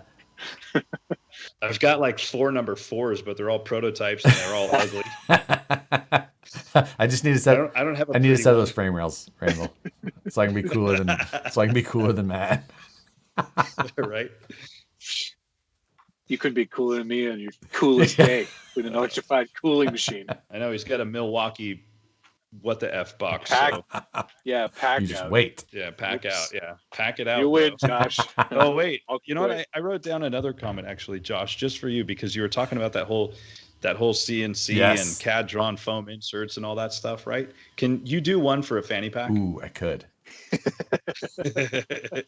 Custom fit. Like, could you custom fit fanny pack with like a wallet slot and like a coin pouch and keys for your car? Like, come on. I say let's do it. I ordered enough. I definitely ordered enough foam to be able to handle that, I think. Because, it was just as cheap to order a roll as it was to get just the. That's great. But, I think. SCX24 stuff. The popularity's been awesome. It's been really, really great. I've been thrilled to watch the numbers of sales on that project come out. The biggest hurdle has been supply. Like, I mean, a lot of things in our hobby the last 14 months has been that way. And it's amplified by the price point of the SCX24 and then the following that it's gained, in which it just all snowballs. It's supply and demand. I mean, it is hard. I mean, it really, if you think about it, and Josh, you can probably relate to this just because of your day job. When you make a wheel and you have a machine that will make 500 wheels a day or whatever, we'll just say 50 wheels a day, and then all of a sudden you get 500 or 1,000 units on order, you're like, well, my machine only makes 50. So right. Yeah. And it's one of those. I know how many days it's right. And it's one of those things like, well, it's like perfect. Then you add another machine. You're like, well, yeah, but a machine is $1 million, and I have to sell, 500,000 of these to sell pay all- for it with the you know, because it's not all profit. Like you can't. It's not always just like add another machine. Like those are big decisions, and you know the factories are going to have those same type of things. So I totally agree, and we're constantly trying to get ahead of you know the demand on the product, but the SCX24 line has been fantastic, right? We have so much support in the market. There's so many aftermarket parts for it. There's so many people that are doing 3D or you know additional whatever variety of CAD bodies and chassis and stuff like that. It's like you can't not keep going with it. Yep. So agreed.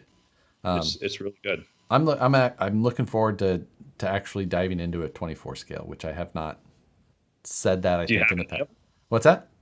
Do you have any of them? I have 4 right now because I can't stop. I've got 4 too. So I bought. But mine are in different stages. I bought 2 of the Bettys. Yeah, I've got 2 Bettys.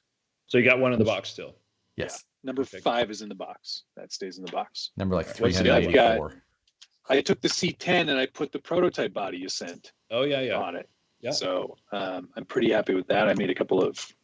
That one's pretty much stock. And then, of course, I've got the Micro Shark. Oh, yeah, the Micro Shark. Yep. Those are fun to race. Amazing conversion. I love this thing so much. Those are fun to race. Yeah. Rex Racer 19 on IG. Instagram. Yeah, his Instagram is Rex Racer 19. He did this conversion, and this is a fully printed cage. You keep the frame rails and the axles and most of the links and the drive shafts and all the electronics, but everything else is completely original. And it's the amount of design work that went into this is incredible. And What tires are on it's that? great to see. I put this one still has the Nittos on it. It is. Okay. From the Jeep. Gotcha. Those are a little bit bigger too, right?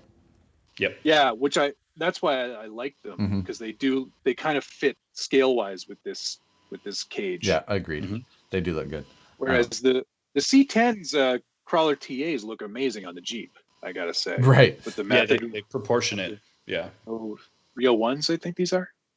So has anybody, and I guess this would be a comment question maybe, how are the rock lizards doing for everybody? Do you like the way that they perform? That will be interesting to hear. I have not driven That's interesting mine. to hear. I haven't driven mine yet either. But that's for a reason. So Yeah, I just took it out of the box today, Randall. Jeez. yeah. Oh my gosh. One I got one. One of them. Yeah, I got one back there. And my office is bare right. It looks bare right now. Sorry. you got to get Well, it you all. just moved in. Yeah, you got to get it all organized and put your strategic shelves placed with backlighting. No. Yeah. Yes. Right. What light is that, by the way? I need one of those. It's a RGB light that goes on a little tripod. Yeah. All right. Exactly. They'll send me the link for that. Nerd. No. Yes, I like it. No, the SCX24 stuff I think really has been CCX in here. He was talking. He's like, they need a SMT24, which, I think that if you were going to do an SMT24, you'd almost want to use the what was the not Durtrax? Oh, the ECX Barrage. The Barrage, because they're ring and pinion. Yeah. I think that the worm gear axles would be a little jerky. Little herky jerky on a monster truck. So if we made an SMT24, would you want it to pull off backflips? No, definitely not. No fun. It shouldn't be any fun at all. Really. Because because if it's going to pull off backflips, then you have to increase the horsepower, right? Yeah. Long can motors. I could see it. It. All right. Yep. Get Holmes on it. Now I'm just saying, like you could. I can imagine the little fold-up cars that could come in the box. So your paper. You just know little Crushers. tinfoil ones. Yeah. Tinfoil pressure cars. Do you remember geez. those chocolate candies that were NASCARs? Right? I You don't. could unwrap those. Oh my gosh. They were little, they were just little cars, and inside was like a crackle candy bar, and it was in the shape of a car. You could take that tinfoil and make it into a car, and then you have crushable monster truck cars. I would just put wad the it up and tinfoil say, "Did it for over my Dale." Matchbox cars. There you go. Crush those. Did you ever smash Matchbox cars with a hammer? Absolutely, all the time. Totally. We definitely we used a lot more fireworks. But, Yeah. Hairspray. Well, on that's your what I models? use on my static models. Yeah. Oh, Hairspray on yes. your static models. A couple of M80s. See, to yeah, go. I did that with static models as well, except they were just all white still. You know, since I didn't, I just built it. I just built them out. Didn't even bother. Never did. Didn't even bother. And if I did, I always did them when they were fully assembled. Right. Oh, I missed more fishing. Thank you. There was a lot of comments that flew by. Everybody said the Rock Lizard tires are working great, so that's cool. Oh, excellent. Great. I'm excited. More fishing. Thank you very much. Would you guys ever think of doing XJ40 and doing a XJ with a AR45 axles for the front pumpkin offset and hard body Hard body? No, they're not going to do a hard body.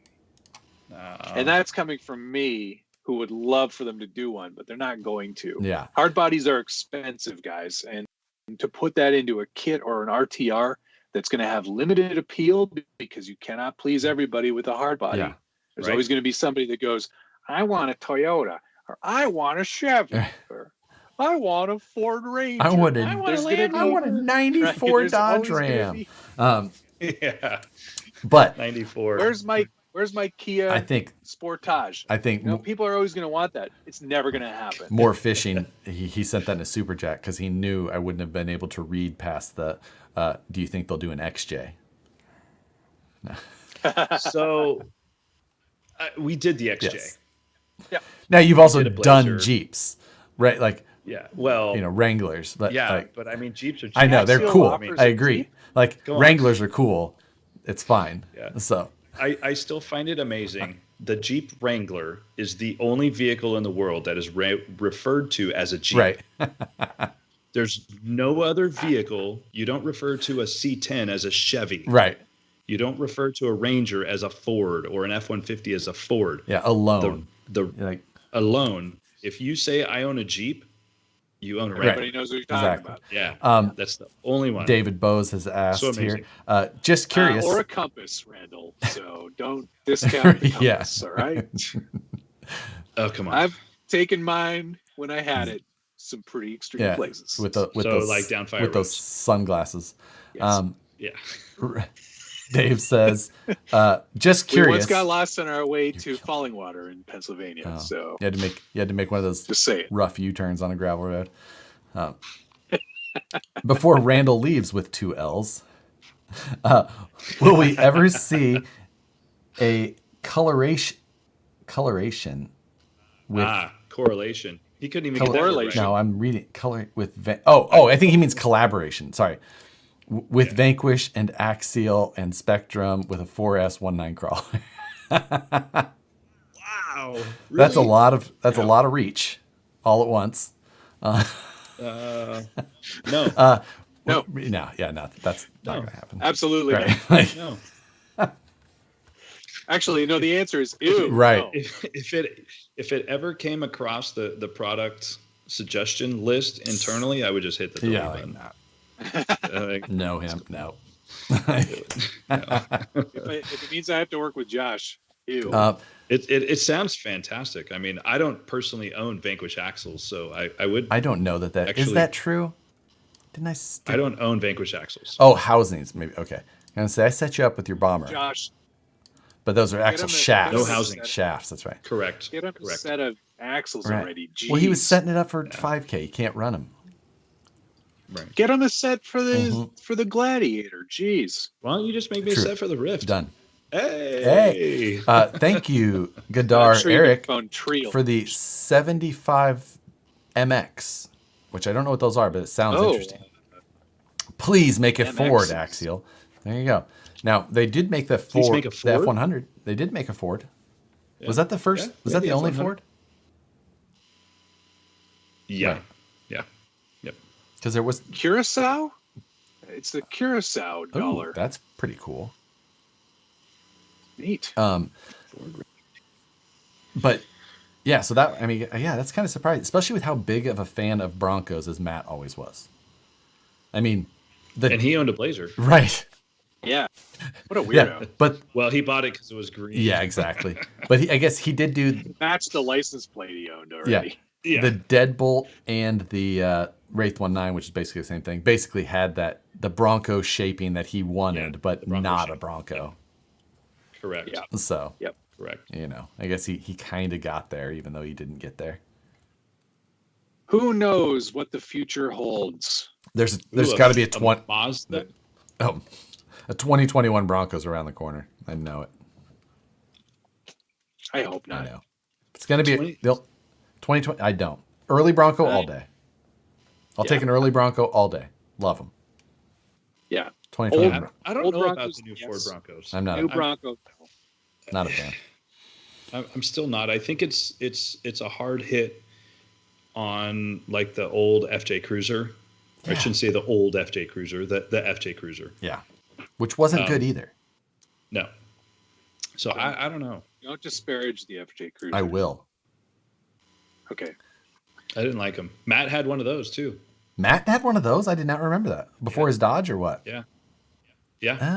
His Oh, yeah. 94 Yeah. Dakota. Yeah, before that. It was not a Dakota. I had a Dakota. And then But it wasn't a 94. and then let's see what else what tiny little car did he buy after that? Like as a commuter car, like at Axial still, just before. What did he buy? Yeah, he had something It was like not good. it wasn't a Mini Cooper. Oh man. It was a little convertible. Not the It was Carmagia. it was the Solstice. Solstice. That's what it was. What's this? Yeah, with the luggage rack on the back. No, it didn't. Yeah, it had a little convertible. That was Yikes. great. Well, at least you didn't say like Toyota Solara or something. It's Oh, close. sure. Perry G, thanks for the $5. Since Red Cat has now passed Axial in the lowrider market, how will you respond?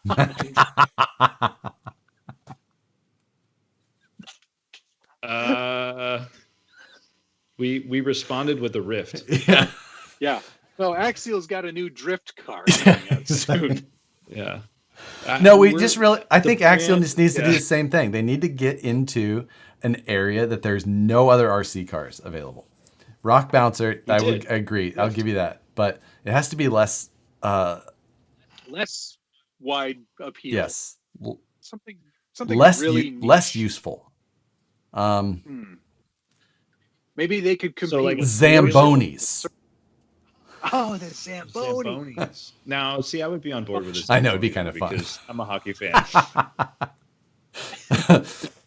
Godar, thank you again. Says, just imagine a sweet 1977 Ford Ranger F250. Like, I think that's a thing. Oh my but That is a Yeah. thing. That would actually look pretty good. Randall, Dana you know wants what? to We'll know even how much let you Bring have it. this one, but maybe you guys could consider, as Dana suggested here, an RCPC. Ah, yeah. You know what? Get, I actually get do. into the market. I'm waiting for you to finish yours. I don't think you've finished it No. yet, but because I used to be an IT consultant and I used to build custom PCs, I was very intrigued with what you were doing and how it was going to come about, because there was a lot of technical roadblocks that came to mind real quickly in my head when you said you were going to do it and started building it. I'm like, wait, how's he gonna? No, you Don't can't even worry about it. It's all right Wait, here. how? Like, I don't see how that's gonna. Yeah. Like, all right, I'm gonna wait and see. See, There. Matt Done. has done it, but opposite to. It works. Sure. Have you posted yet? No. Okay, me either. Good. Can you move your camera closer to that thing? No. I Right. can move the trailer closer to you. Probably. That's a freaking great idea, guys. By the way, I think that's awesome. It is fun.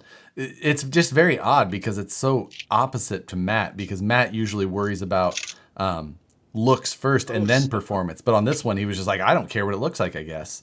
And just I do not care at all. Wow, what is the ribbon work? Holy cow! It's a 600 millimeter PCI Express cable. PCI Express cable, so we can actually have the video card not on the motherboard. Exactly. Did you pin that out yourself? Nope. That was a purchasable item. Okay. I used to have to make those.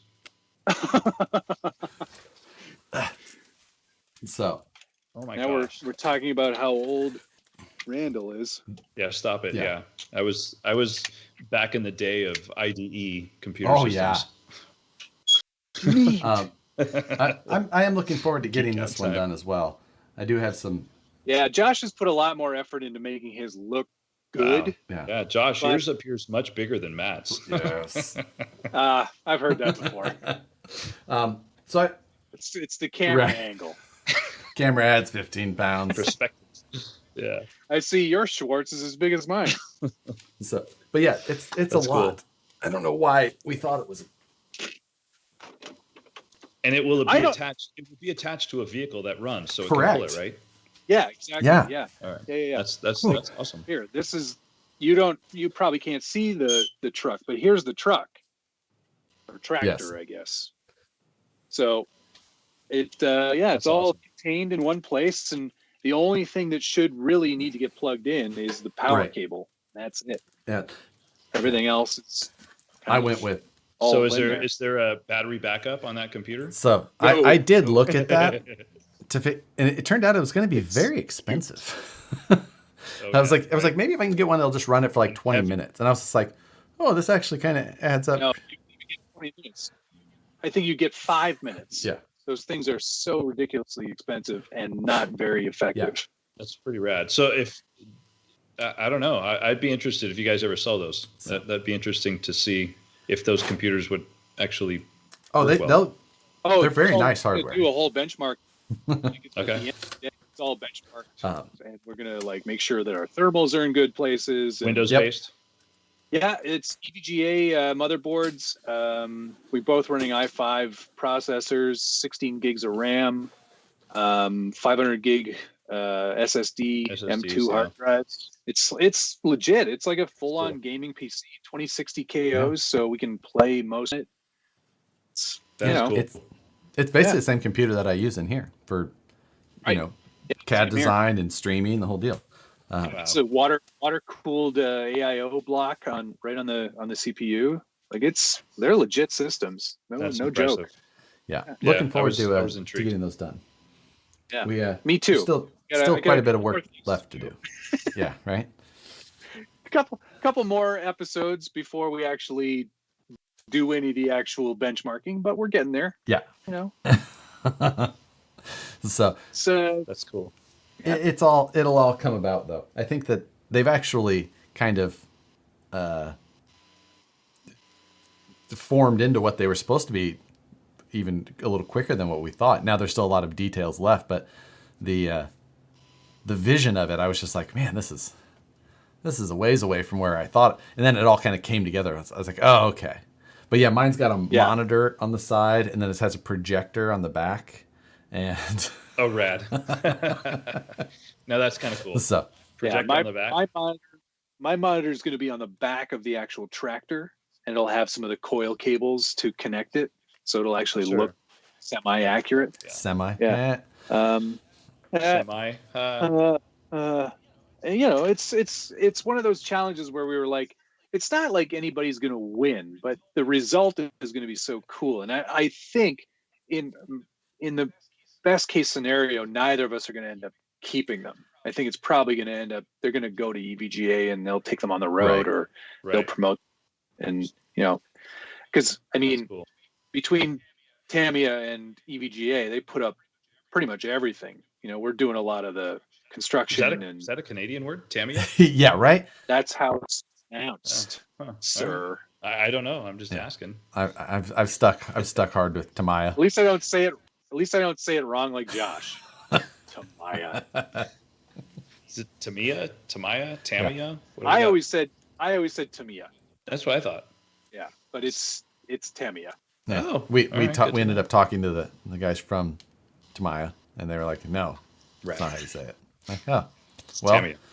I won't ever exactly. get it right. I'll still Like it's screw it already up. saved in here. It's Like fine. this is write once, read only. Like Yeah. Tony from CCXRC said he'd just stick a Mac Mini in the trailer and close it up and be done. yeah, That'd be too easy. That's Might as well not- throw your cell phone and in then there. then it'd just be a Mac. And Yeah. and Matt and I were Hey, both I don't- Mac people until recently.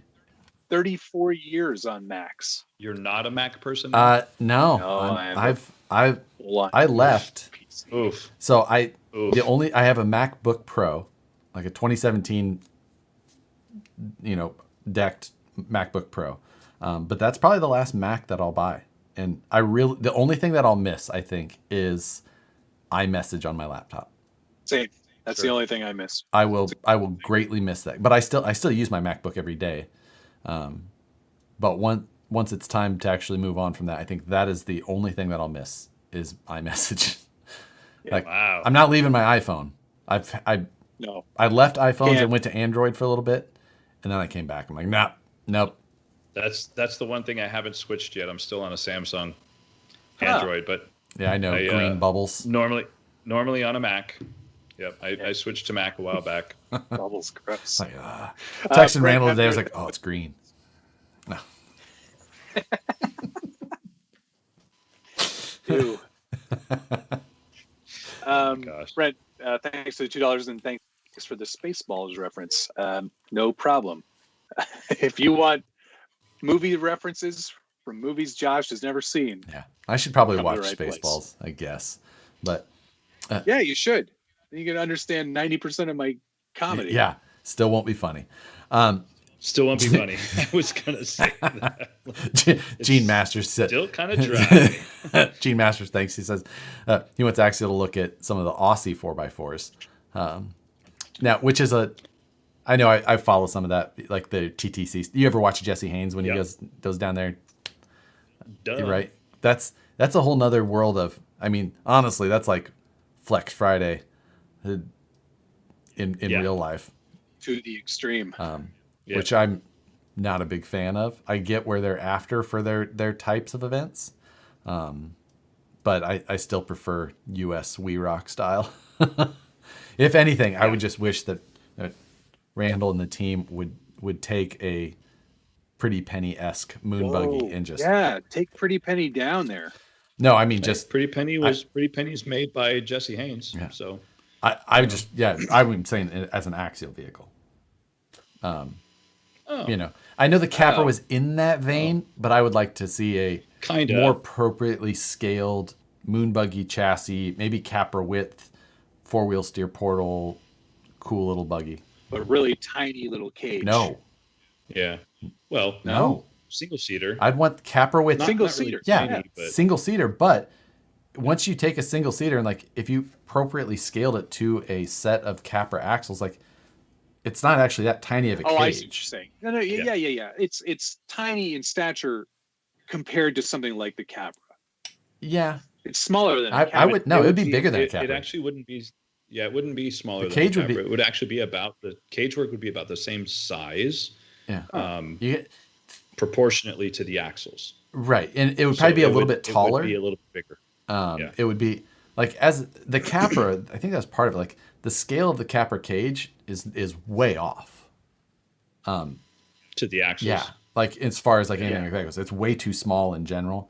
Like if you did a Pretty Penny, it would end up being quite a bit taller. A little, the width would probably be about the same. The length would probably be about the same, but the shaping would change so much. But right. So are you guys going to do a Ryft build off if Matt ever gets? I think that we usually do like to do those, but the big thing with those is that you have to wait quite a while before you can really do those well, because you have to have the option parts to be able to sustain the weekly. You gotta get the parts. The weekly thing. So like, 6 to 8 months. Yeah. Well, I mean, even like an SCX 10.3 right now, it's like we could do it now probably. It's at the point we could do a budget build with that. So it is one of those things like you need that base, you need options and multiple types of options to be able to fit through areas. Cool. I think that it's absolutely we're game. Absolutely possible. I think that send me a Ryft, we'll do one. Yeah, Matt's like agree now. I'd like agree now. CCXRC, thanks for the $5. $5 to squeeze in a Dumb and Dumber reference. No, it's a cardigan. Thanks for asking. I mean, aren't you guys the host of the show? Pretty bird. Pretty bird. The Polly want to crack? I will say that I think you could sell a lot of those Axial flannels if you had them for sale today. Yeah, agreed. So I wore this specifically for you guys because Matt was talking about his heated vest thing the other day, and when you guys went live, you both had a hoodie and whatnot on, and I'm like, you know what? I just got this today from the boss man. So I was like, you know what? I'm gonna sport this today because it's pretty rad. I do have an Axial shirt on, but I'm texting him now. And I'm gonna say Randall said I could have one. I'm standing at the mailbox still. Where's it at? So I don't know if people like it. It's actually really, really comfortable. If people like it, I guess if they made enough. I wonder noise, if they're similar to the Proline ones, or if because no, I usually Prolines would be similar to Axials. Right. I don't care who came out with it first. I also like that T-shirt you got on there with the black on black. That should be available online. There you go. Yeah, well, I like it though, Randall. So Oh, I understand. So put it in the box with the Ryft. Jeez. Yes, as part of the Ryft. I gotcha. I'll have to work on that. Yeah. Man, apparel is hard for us to get. Yeah. It's crazy. Yeah. We'll see some other people wearing it, and we're like, hey, where'd you get that? Oh yeah, we've had that for 6 months. We're like, well, you know what else you get? Why I know right. Is massive stickers with the Axial logo that you could put on the actual frame rail of your real truck. Like a serialized one of 9999. Front frame horn of a Gladiator. I've seen a couple people do it, and I've got a Cricket, so I'm just going to cut my own. But that would be definitely something that I think you could get a lot of sales. Like the on. Axial logo on the frame rail. That's a good idea. That is a pretty good idea. I think I'll go for that one. I do have the big. We made the 1-to-1 size 2020 tech stickers. Yep. Yeah, those are awesome. One of those on the Jeep. Yeah. Yep. I saw cool. a lot of my pictures will have that in it. I laughed out loud. The 3D printed body pin or body posts with pins. Yeah, I saw those this week. Yeah. Right on the hood. Yeah. Yeah, exactly. But that's cool. Yeah. Nick LaRusso, no, I don't think Proline did the Ryft tires. No. They were done overseas.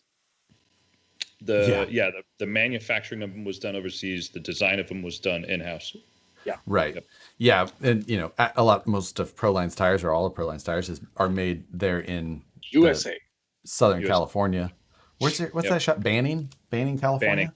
So would be quite the cost added to make them there, ship them overseas. Yeah, we've talked about it, and we did it a long time ago. We used the Proline flat irons on one of our projects a long time ago, and it is a kind of a nightmare shipping back and forth. I mean, you're pretty much paying for shipping twice. Also used the Proline hammers on the XC1, the ARTR. Remember those? Yes. I don't remember those. I do remember those. Yeah, the hammers. The hammer claw. I think it was just the hammers. Just hammers. Yeah. Okay. So I believe, pretty sure. Claw hammer. John Highfield, thanks for the $5, my man. Appreciate it. So that was those were the two Axial tires before they started making their own again. Oh, yeah, and actually the claw was from the Low C Rock claw. That's what I was thinking of. Yes. Low C Rock claw. So, and we on the Ryft we went the extra step. Everybody's made the TSL bogger and all that stuff, and we took an extra step and we did some custom siping on the tire, which is exactly what the real rock bouncer guys do to the tires as well. So we wanted to kind of replicate that and to show that we've done some research. You even did it, and you left a small section of what would normally be the full tread there, so it looks like when you actually groove a tire, it looks like it's siped. Yeah. It looks like it's siped. That was our intent. Which looks good, and it was a nice detail. So thank you, John Highfill, as well for the donation. Appreciate it. No, I think the tires were a big win. They're just a hair under 6 inches tall, like just barely. Mm-hmm. And when you're driving them, they're probably closer to 7 when they or 8 when you're full power. The rock bouncer RC rock bouncing competition series, whatever you want to call it, they have a 6-inch tire limitation. So we wanted to stay under that. So we didn't break the bubble. Smart. Yep. So it's a shower. No, it's a grower, not a shower. It's a grower. I'll see myself out. Good night. Don't you have another work emergency? No. Like, oh God. Thanks for the $5, Michael Hopkins. Much appreciated. So Matt, if you want this shirt, yes, sir. This shirt, if you send me some SBG swag, I'll rough this shirt up for you and send it to you. All right. A little sandpapering. Yeah. Yes. You got it. Seriously though, message me your address and I'll send you some junk. Yeah. I got to remember. My address is really cool now. What is it? So there's the other. So no, I almost said it. It's close. The cool thing about my house is it actually sits squared up south, east, west. So I don't know. I found that quite interesting. If you stand in my house and if you're facing my front door, you're facing north. And if you turn around and walk away from my house, you're walking away south.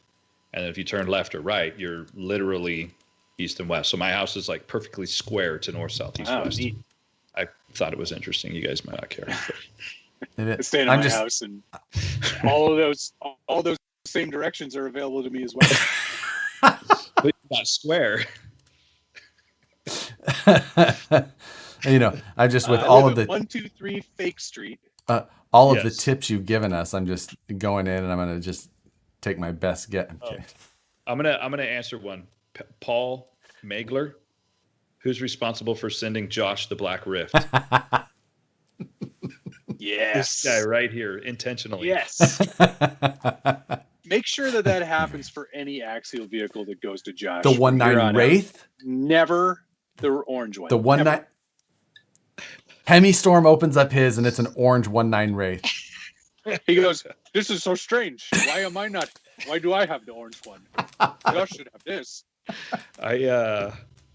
I'm partial to orange as well, so if that was one of the last few I had, it was not going away. Nope. Nope.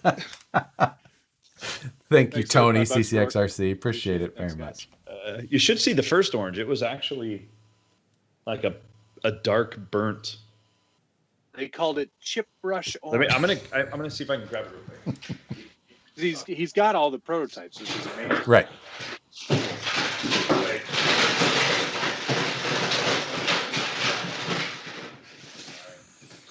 Good God. And the shelf fell over. He's under all this stuff. Somebody call 911. Oh, there it is. Okay, here's the regular Rift. Okay. There's the orange. Yeah, all right. Oh, I like the old orange better. Oh my God. That's the old is like, it's dark. It's a dark burnt orange. That's much better. That's the thing. Whenever you show something like this is the one you get, this is the one you can't have. Everyone's always like, I want the one I can't have. I just didn't. It didn't pop enough. If you ever look at a rock bouncer, if you ever watch Busted Knuckle films or any of the Mad Ram 11 or anything like that, like they're right. Vibrant. Yeah. So this didn't quite foot the bill. Send me the old one. God. Oh. I kept one full set of the old orange because I might use it. Always a safe bet. Like, you know what? Maybe I hold on to one. I'm just going to hang on to this. Yeah. I'll just hold it up. No one will know. Yeah. Awesome. God. All right. Well, should we end it there? Yes, we should. Again, one more. Randall. Sorry, one more. Sorry. Okay, go ahead. Perry G said Randall will actually return to KOH for a scale event. I think he asked that feed too. Really good question. We had some talks, some initial plans for some things happening at KOH this year. But with the way that the pandemic has affected everyone and everything changing, Axial will not be at KOH this year. We are still sponsoring the event. We are the official RC of Ultra 4 Racing, but we won't have the setup like we've had in the past. Right. Yeah, just this being year. Hopefully it'll being come res- back next year. being responsible for gathering people, you know. Yeah, It's tough. It's tough to kind of have staff on hand to go subject themselves to a place where they may catch something that they haven't had or don't want to have, Right. and stuff like that. So it's kind of a tough one. And even for me, I don't even think I'm going this year to KOH, even on my off time. Just kind of, I'm not a real good spectator when it comes to that stuff, just because I've done the racing and Right. done the Axial stuff and everything before. So I was just kind of like, well, I don't know that I really need to go be there. I was there for Thanksgiving. They did a big, what is that called? A spirited trail run. It's no, not that one. Oh. It was called the Backdoor Bash. It takes place every Thanksgiving weekend. Oh. And there was a ton of people out there. It's a big party. And I went out there for that, and I kind of walked up to where everybody was. There's no fences, so everybody can get as close as you want to the backdoor obstacle. And I kind of walked up and was like, I don't think I really need to go things. Let me. Yep. There's a lot of people here that I don't know where or who or why. So, yeah. That's fair. Yeah, exactly. Being outdoors and at the Hammers is a huge place. It gets a lot smaller when a lot of people show up, but for sure. It's you know what? The one thing is that King of the Hammers has some incredible coverage now. They sure do. That's one thing where they really shine, and it's amazing that they're able to get all of that gear out there to do like live streaming. The repeaters that from they the middle set of up, nowhere. it is an absolutely amazing operation that they have done. The filmography too, like the drone operators that they have, it's just outrageous. So good. The live helicopter So feeds good. now. I mean, yeah, it really makes watching that race really, really exciting. And I mean, it's because it's not mainstream, right? It's not like it's on NBC. It's getting or like anything. they were there. It was close. Getting to that point though. Yeah, they did like showed it later. They did one of those CBS Sports or something like that. Did a main, but it's not live. It's but it's not like live. a 4-episode thing. But is now I can't remember. Randall, is the big race on Saturday this year? It is on Saturday this year. They moved everything around. Yeah, which I mean, when it's on Friday, I'm like, hey, I'm watching this. Like there's someone's asking me about something they need for I need a bill of materials for this. I'm like, Yeah. I do that with KOH and I do that with the Red Bull Rampage. Like, well, I gotta kind of watch. I'm like, sorry, this. I got research. So, and I've got a TV in my office. Let's wrap this up. But let's ask one final question. Have you watched Flying Cars yet? I have not. Oh, come on, man. So sorry. You've had I was so busy. much time. What were you moving? Yeah. All right, I'm gonna watch it. It's 9:24 here, so I'll watch it tomorrow night. Okay. I'm gonna queue it up. Is it on Prime or Netflix? I think you might have to buy it through iTunes or Google Play, maybe. I don't know. All right. Might be on I'll pay service. You might have to buy it though. If you guys ever have me back, I will have a review of Flying Cars. Oh, send me a Rift and you'll be back. Wow. It's just that simple. It's that easy. We're shills. No, you'll be back for sure. 100%. Yes, as always. I appreciate the time. It was fun guys. having you back Really right after a release of a new project, and awesome. we won't Congratulations. We won't make it wait in between those, but I think you're a great guest to have on. We appreciate it very much. So, Thanks. There'll always be something to talk about, absolutely. guys. Happy New Year. All right, take care. Thanks, Randall. Take care, buddy. What a nice fella. Of course. A great show tonight as well. Yeah, definitely. A very great show. I forgot to tell you about the big thing that I bought this week. What did you buy? What did you get this week? I got a new 3D printer on the way. Oh, I bought the Prusa i3 Mark III. I'm so happy for you. I'm excited. I'm so excited. And of course, it's like the TiVo Tornado knew that something new had been bought. So it worked perfectly. Because now it's operating perfectly. Yeah. Oh. My life's in danger? You need me to print stuff? Oh shit. I better get on right away, boss. And then it's fine. It's totally fine.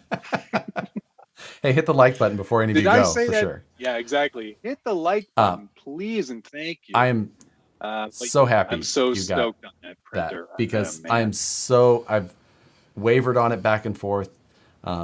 We've both obviously had less expensive printers for some time, and it's one of those things like they work. They're not that the same quality though, and I just want you to have it so you can be like, it's as good as you thought. You must have it. So, just in the sheer like automation that it offers, I was reading about how it does its self-leveling. Yeah, with resistance. It actually, even if it goes out of, even if the bed warps for whatever reason, it'll go, yeah, okay, that's cool. I know exactly where the warp is, and it just keeps printing. Yeah. If the power goes out, hey, the power went out. Would you like to just start again where you left off? Yeah. Yes, I would. And I know for a fact that it's one of those ones that I will. It will be the one that I own. But right now I have to buy a bunch of Milwaukee tools. So. So many Milwaukee tools to put in my pack out. So yes, that is awesome. I ordered direct from Prusa. Oh my god. So I have to read this 3-week leads. Yeah, 3-week lead time. I have to read this comment. Shane Eclipse says, "Oh, I forgot to mention I picked up an Ender 3 Pro with upgrades pre-installed over the holiday. I still need to set it up though. So excited to take part in Sundays now." Oh, Shane, if you missed that announcement, I've got bad news for you. I have canceled STL Sundays because there just wasn't any growth in that show, and it always just hovered around that 100 or so people live. But sorry, there's still I've got a ton of those designs up there on my Thingiverse. They're still free. It will always be free.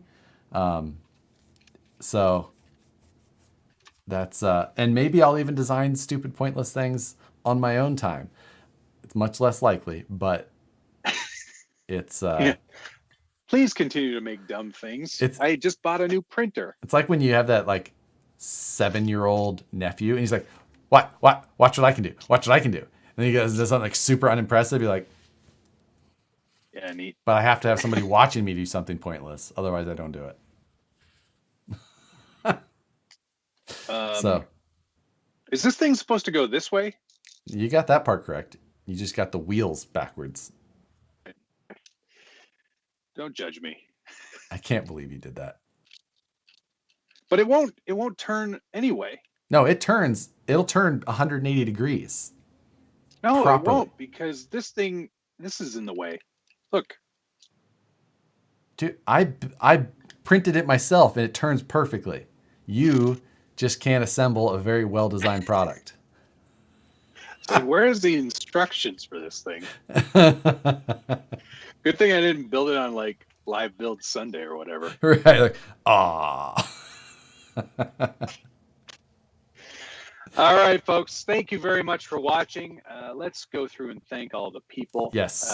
BT, Rollins, Gigermanis, RC Dave charged up, Dirk Gordon, Quack RC, RC Dave charged up again, Mr. HS. Oop, I missed some there. Perry G, Brent Hevner, CCXRC, John Highfill, Michael Hopkins, and Rourke Ponce. BT Dale C. I will be sending in my warranty card. Oh my. BT Dale C, Quack RC, RC Dave charged up, Andrew Rains, James Bush, Pleco Nation, Jeremy Burris, More Fishing, Dave Bose, Gadar, Eric, Gene Masters, John Highfill. Thank you all very much for your support tonight. Much appreciated, as always. Thanks again, everybody. Hit the like button before you leave. I will still be doing a live stream Friday and Sunday. It'll just be a different stream on Sunday. Matt, you'll be back with Lightroom Live next Tuesday, correct? Yes, correct. This was an anomaly again, but I'll be back next week, and I got another live build coming up as well. Very cool. Take What's care, up? guys. Love you. Bye. Good stuff. See you guys later.